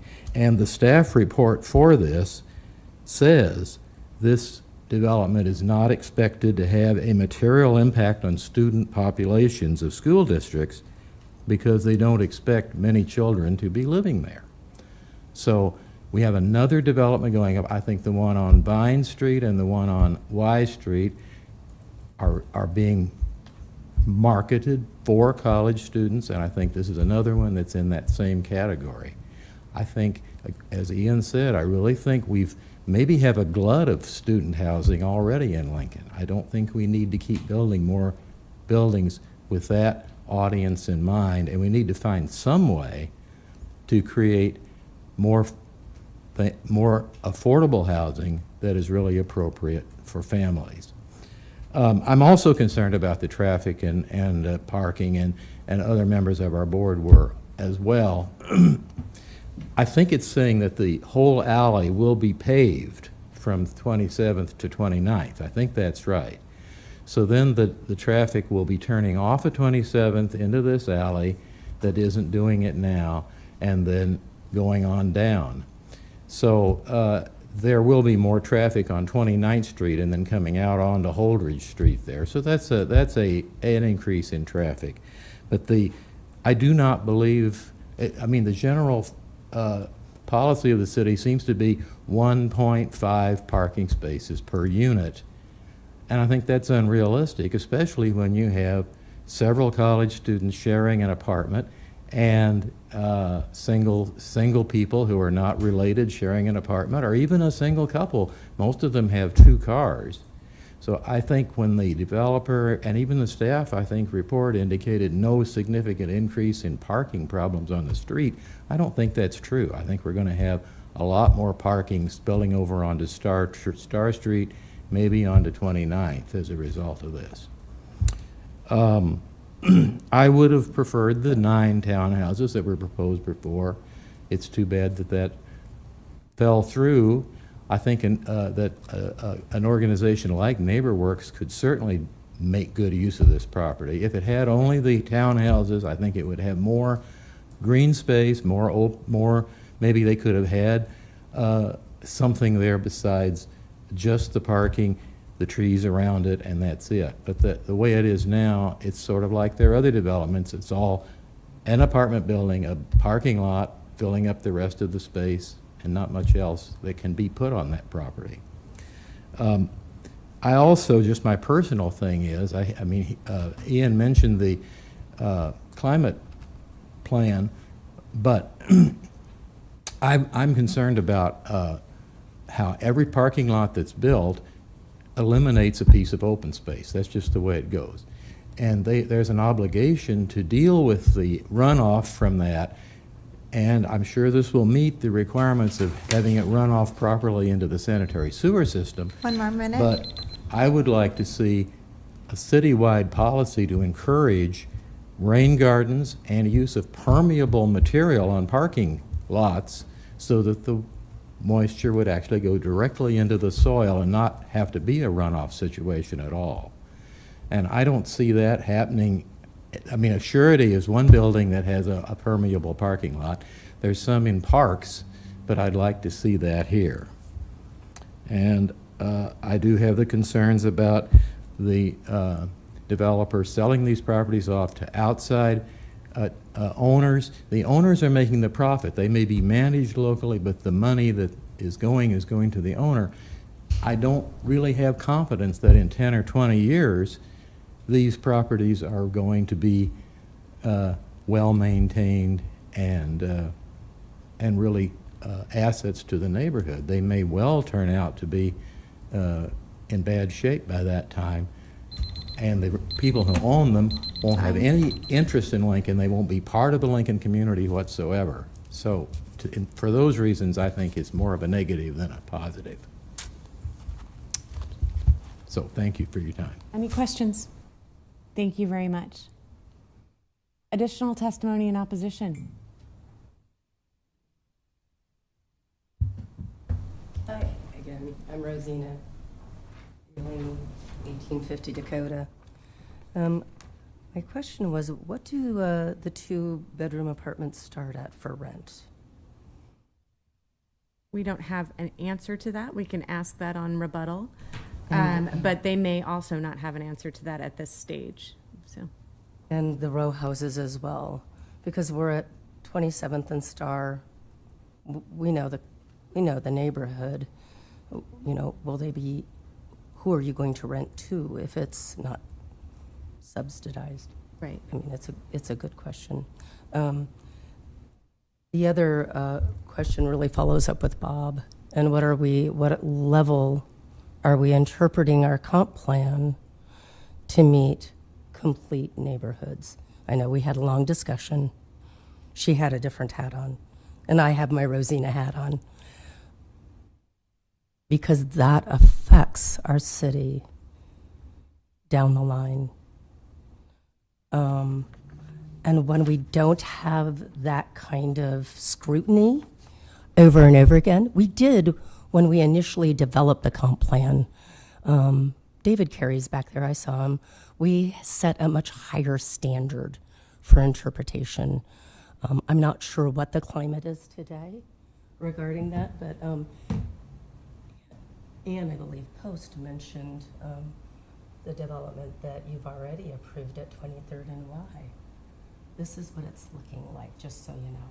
We're right up to what's going to be a sidewalk. That's your alley and street, right next to the house. That's a different one. So I guess my point being, it probably looks different on paper than it looks in reality.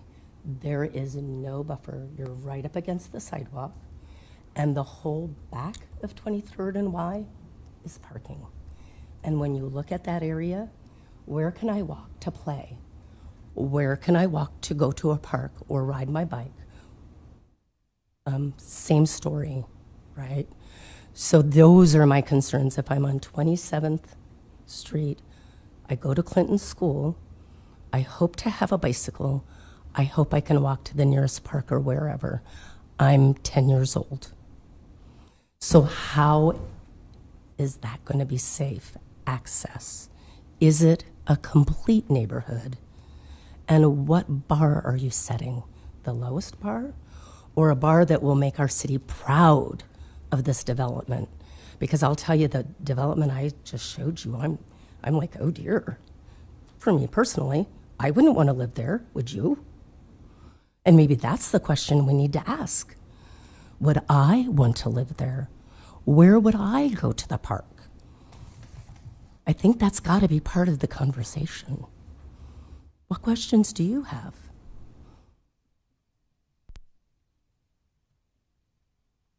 Anyone have any questions? Thanks. Thank you for your time. Additional testimony in opposition. Okay. Staff questions? I have a couple questions. So what's before us is a comprehensive plan conformance question. Correct. So it's not a special permit. So tell me, what could we do on this property without this coming before us right now? Like, what's possible right now as is? Well, and I might ask Abby for her input on this, but as I understand it, there was a conditional zoning, so they will be going back to council to request for an amendment to that zoning change from, I believe it was 9 units to the 12 units. Okay, so 9 units can go on there right now without, okay. Right, so there is going to be a request for a change there, so would not be permitted as 12 units at this moment. Yeah. But it's R6, correct? Correct. That's the zoning? Yes. Okay. Okay. So this was a change of zone in May of 2021 for the property from B3 and R4 to R6. And then as part of that change of zone agreement, I'm sorry, it went from 9, and the change of zone agreement will need to allow for 15 between the 12-unit apartment and the 3 townhomes. Got it. Okay. Other questions? Clarification, just given one of the testifiers' comments about property being sold, what happens with TIF if somebody applies for redevelopment with TIF credit and then they turn around and sell property? Well, so in that process, if somebody has a redevelopment agreement, and that agreement is to build the 15 units, the 3 townhomes and 12 apartments, if they build that and then they turn around and sell that project, the memorandum of redevelopment agreement is filed with the property, so they still have to meet all the requirements. If there's facade related, they can't change that. They can't cut down the trees. They have to maintain the trees and other requirements in the agreement. So they would have to meet those, continue to meet those requirements and pay back the TIF note obligated under that agreement.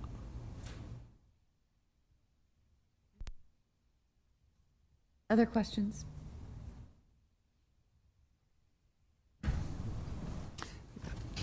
Just a clarification also. If we were to approve this, would we have to approve this amendment to the motion first, or would we have to do, could it be done with the comprehensive plan? So, do you have the version that has the motion on the front? It just says here, to Yes. approve the. Yes. So I would suggest that someone just make a motion using that language, and it can just be an oral motion. So a motion to, I think, adopt the plan as attached here, and then that will go into the record. So. Okay. Yep. So you don't have to motion to amend, all of that. You can just make Great. one motion. Thank you. Thanks, Abby.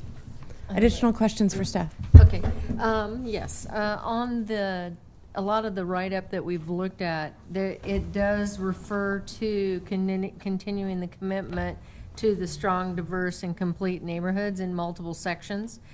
Maybe if you could just give an overview of how staff and the city look at complete neighborhoods and why this meets that goal. Sure. So there are several things that we look at. So in terms of the actual complete streets, the access, pedestrian access, it's making the any traffic calming, such as adding trees or making this a more pedestrian friendly connection to the park, like Rosina talked about. The park, adjacent park would be improved and having access to parks. So there is some access to services, access to city facilities in that aspect. To the extent that Section 8 vouchers, I don't know if there have been discussions yet regarding the provision of Section 8 vouchers or requirement to allow for use of Section 8 on this project. So it's something I think that we can bring up if we haven't already had that conversation. Awesome. And then some of the things that I see as I look at this location is that we have a proximity to walk to a grocery store, to restaurants, to Correct. pharmacies, banks, those types of things. And then the landscape requirements that we have as the city of Lincoln. I know the concern is increasing the amount of, or the thoughts that we've heard today is the amount from the 9 to the 12 and To the 15, I'm sorry. or 15, excuse me. So the density, how does this fall within our density requirements? Well, in this specific area, I think that's a good question. I don't have that information in front of me right now, but does it? Oh, good. Comes George. George is good. Thank you. Because 15 units. I didn't mean to put you on the spot. No, I that's apologize. fine. 15 units with several of them having 4 bedrooms or 3 bedrooms. It's different than 15 units of 1 bedroom. Yes. Just Right. in terms of Correct. the number of people and the number of cars and.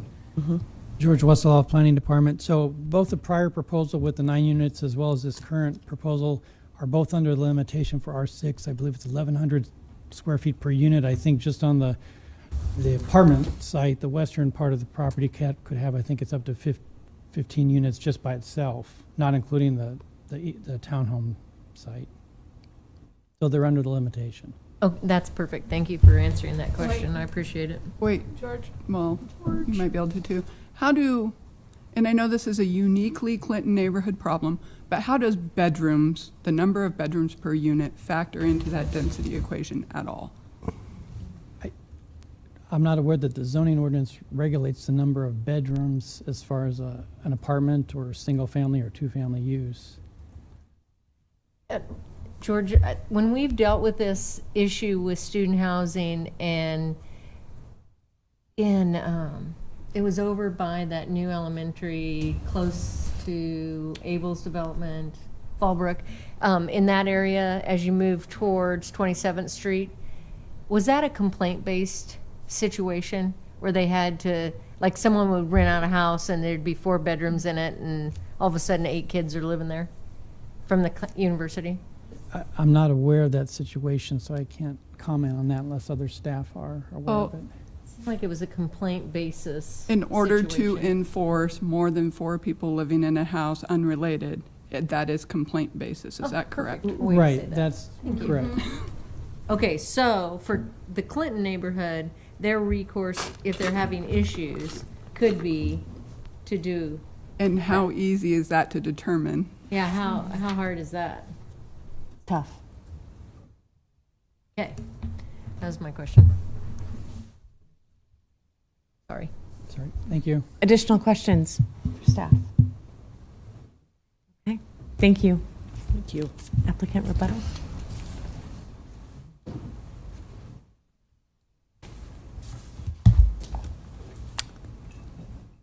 Still afternoon. Good afternoon. Okay. We're still.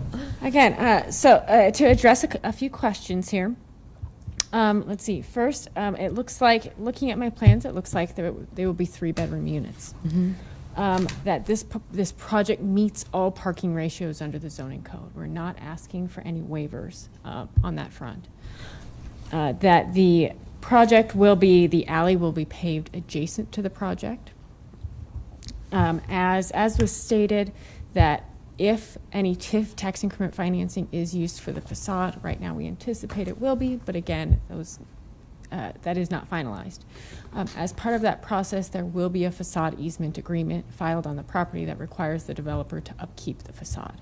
So that is something that both this developer, this is an investment, they are interested in keeping this project looking nice. It is also an easement that runs with the land. So there are those legal requirements, both of the developer and also if they were to sell the project, that would run with the land and run to the next owner as well. Now, that said, I know there was discussion of selling projects, that this developer owns the project at 23rd and Y. They own this ground. They also have had several investments with other partners around the city of Lincoln. I believe those duplexes have not received tax increment financing, were with other partners, and are a very different project and a different style of project developed for different purposes than the apartment buildings that have been in front of you today.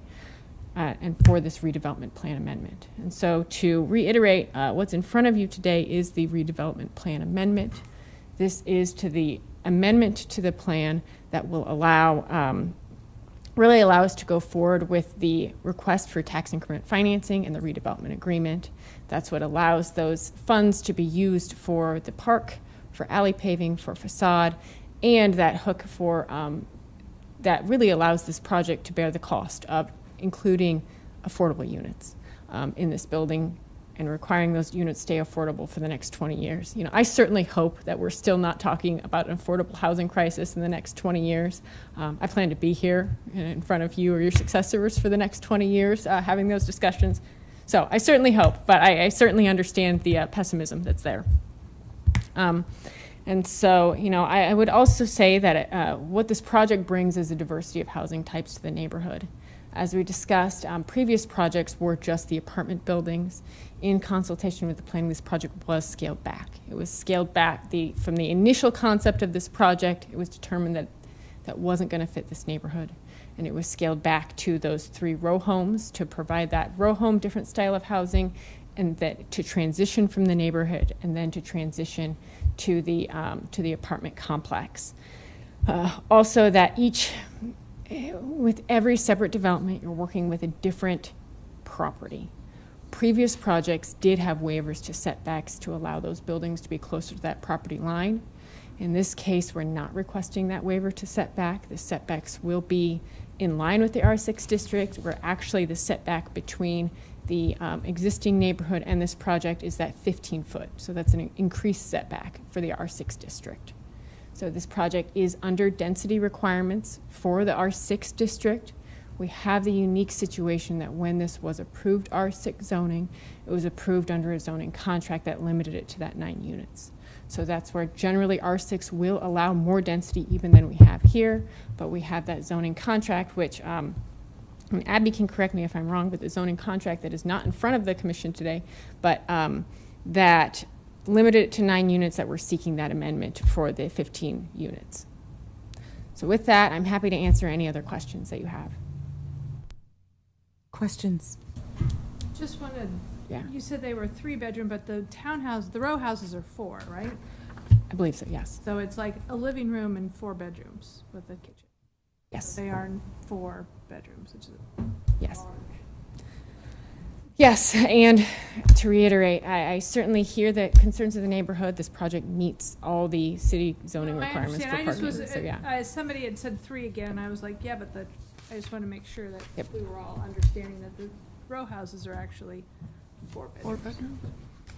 With 2 parking stalls that are stacked, right? Mhm. Yes. Yeah. Okay.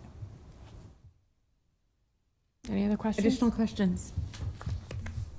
Do you have any information with regard to Section 8 vouchers?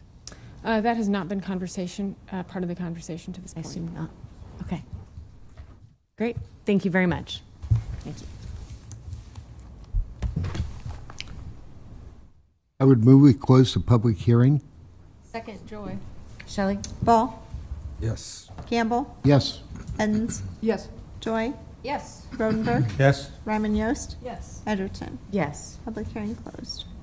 And I would move to approve the attached amendment to the North 27th Street Corridor and Environments Redevelopment Plan describing the North 27th and Star redevelopment project in place of the planned amendment attached to the Lincoln Lancaster Planning Commission staff report for comprehensive plan conformance 23001. Second, Joy. Reason for this, our job's to evaluate proper uses of property and whether it fits our codes and the comprehensive plan. And this clearly fits the comprehensive plan. So I will be voting for it. I can understand some of the concerns of the Clinton Neighborhood Association, but those are issues that aren't in our purview. And so consequently, I will be supporting this. I can't support this. As far as comprehensive plan, we look at density, we look along major corridors of putting some of that density. This is a relatively small lot when you look at it, and you're looking at, and you can divide it however you want and say it's only 15 units. It's 48 because they will rent each individual bedroom to college students. And is 48 appropriate for that? I know we're not looking at the zoning amendment now, but I have felt the frustration of other neighbors when they come to our thing, we agree, we put limits on something, and they come back a year later and change those limits. This was a business district. It was zoned business.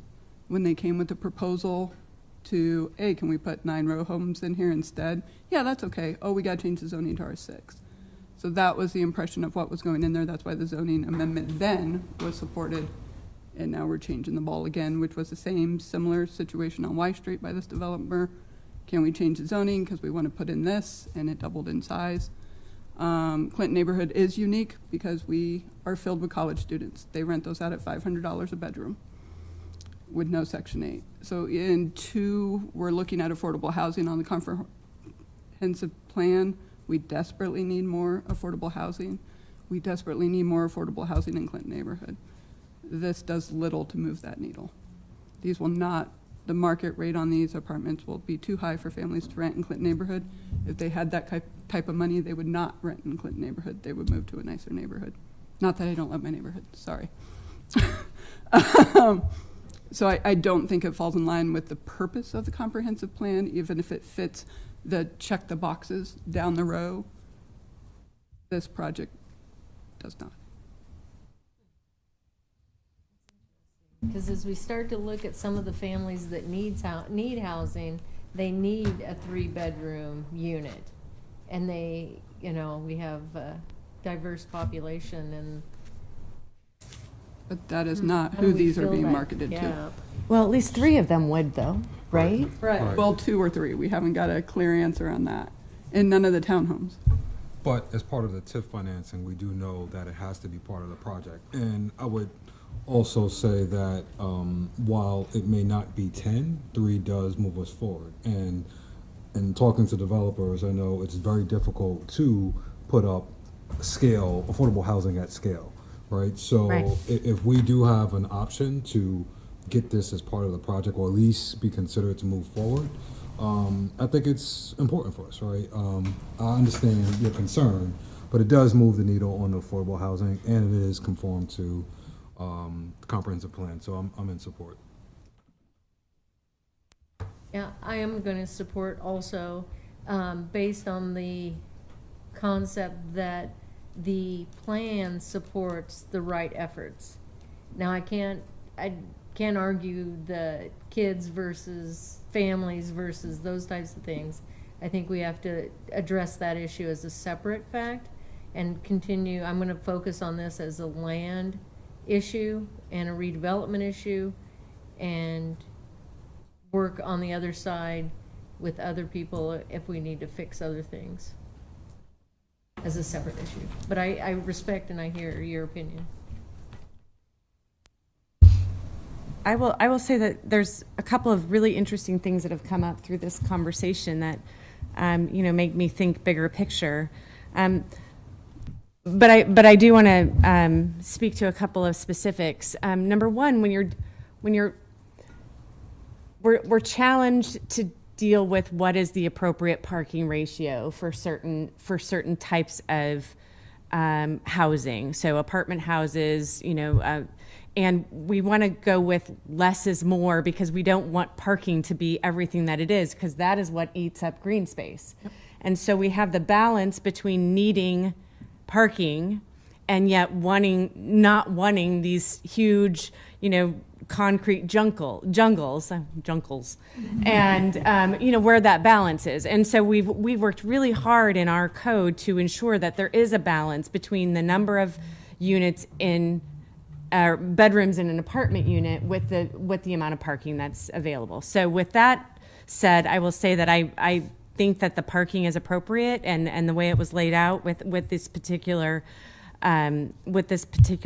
proposed development, and that was one of the concerns that was addressed. But this conversation about the climate action plan is really interesting to me, especially with the question of comprehensive plan conformance, because we've been charged with being a part of that comprehensive plan conversation and what that looks like for our community now and in the future. And then to be considering all of these things in discrete issues that come before us as opposed to the big picture, it's really challenging. And it does beg the question about how often the climate action plan is touched again once it's been put into place. And I guess I'm raising that issue here because I think we should be having a bigger conversation in our community about, that's a document. We don't want to put it on the shelf. We want it to be real, and we want it to be driving how we look at development going forward.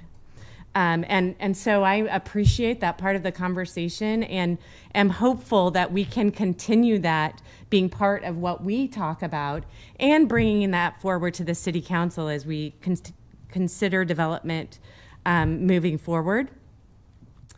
That being said, I am going to support and this issue that's before us. I do believe that this is in conformance with the comprehensive plan, especially as it's land use issue.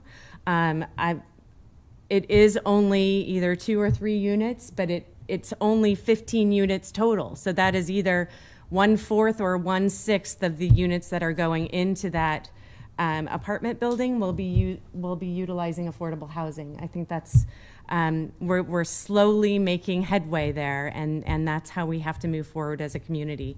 And I will be supporting this. Shelley? Ball? Yes. Campbell? Yes. Edens? No. Joy? Yes. Rodenberg? Yes. Ryman Yost? Yes. Edgerton? Yes. Approved 6-1. I would move, that's right. At this time, is there anyone wishing to speak on an item that is not on the agenda? If so, you may do so. Here she comes. Hello. It is a bonus evening. I am Rosina Paolini. I live at 1850 Dakota. Your words lighten my heart.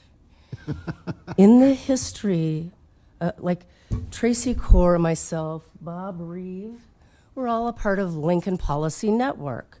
This is what we did.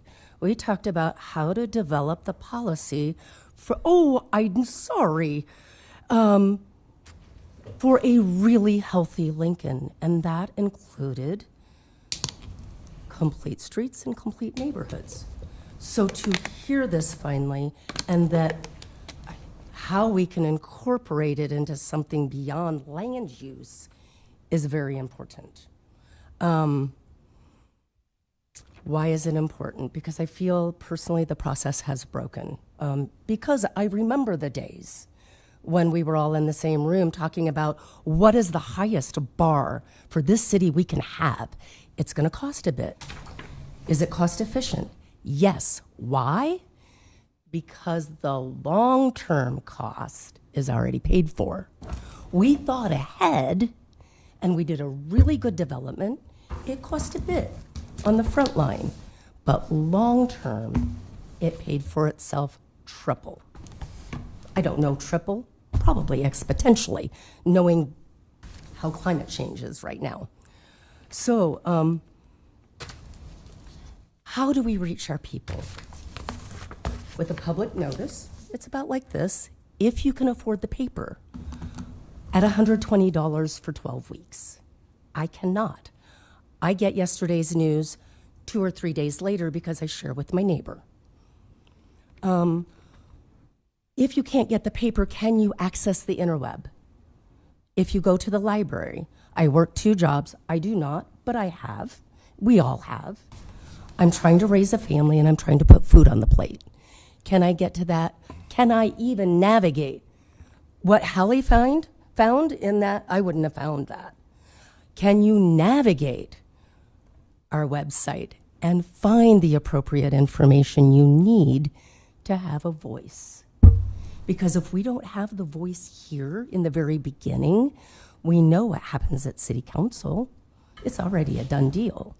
Actually, it could be argued it's already a done deal before it even comes here. That's the perception I hear. And as you know, I wear many hats. I don't know you, sir, but I do, and I have for decades. So then I wonder, how do we diversify the Planning Commission? I know it's appointed, but that diversify, you know the word, will help with issues like climate change, complete neighborhoods. Are we following a interpretive, proper level with our policies and not codes, policies and goals? Should they be independent of the city? These are questions. Why do I ask these questions? Because over and over again, I heard what I heard today. I didn't get notified. Nobody told me. Whether it's, as Hallie Salem would say, legally announced, but does that matter if our people don't know what's going on with our city? Does it matter? Do we need to change? I went to a Kiwanis meeting. They were like, communication. That's what rules the world. We have to change our communication as our world changes. We have not changed our communication, how we reach out to our people. I do it on the grassroots level. Yeah, I want to know what the people want. I want to know what they want so that rather than scaling back a development, I can present a proper development. It'll save you all time. It'll save a lot of money. The most important thing, it is with the people. When you are with the people, your success rate is astronomical. When you do something to somebody or for somebody, how do you feel? Just thoughts. So I promised you a couple of pictures. And when I have time, because I am very privileged to even have been able to sit for 4 hours here. I will do my work at 5 in the morning and at 11 at night so I can do this. Because I was absent for a while, and I'm really sad that I was. Let's see here, if you will bear with me. I just, again, what you see on paper is just so very different than what you see in reality. Can you blow that up a little bit so we can see it a little better? If I knew how I would, is this There's a little iris? plus. This Oh, plus. little There you go, look button. at that. It's Thank a you. button. This one actually got the ire of the city council. I said, this is across from Merle Beatty School. Would you live there? Would you live there? It's right backed up to property also. So there's no green space. But I think I can access the school for a playground safely, maybe. So that's one of the developments that we approved, you approved. It is legal. Is it right? But I did live at 1435C, and I did live across the street at 15th and F. Yeah, I love this neighborhood. This is, I showed you that one. I won't show it to you. Oh, no, I did not. This is a new one also. Alley, parking, house, right up against the street. There's another one of those right behind it. That's the kind of development we are presenting, folks. That's what we're passing. I'm going to keep bringing them, forgive, because what you see on paper is just not what we're seeing in reality. Do you like that one? You got a moat or you got parking, and you got buildings on both sides. You passed it. Some people like things like that. And so this is your and my discussion, and we'll continue on down these paths because some people do like urban living. Good luck. That's claustrophobic living. Well, Anyway. and you and I have had this discussion. We'll agree to Again, disagree. is that the way those you things. want your city to look? Potentially, some people do. And those are the fun things that bring us together as a society and a city. We have diversity. We have options. We You do. can live there. You can live there. But I appreciate you coming today because I think it is important for you to be heard. So thank you. I do Thank appreciate you. that. I do want to show you one last one because Perfect. this is Wilderness Crossing development. We had a unique vista with some of the only sandstone outcroppings around. Thankfully, because it is a bowl, we have it on the other side of the street still. And it is public park, so it won't get touched. This is all ground out, the whole hill gone. That's what we passed. And we'll see what the development looks like. But that's what we're passing, folks. And could have scaled it down, could have had it look really good.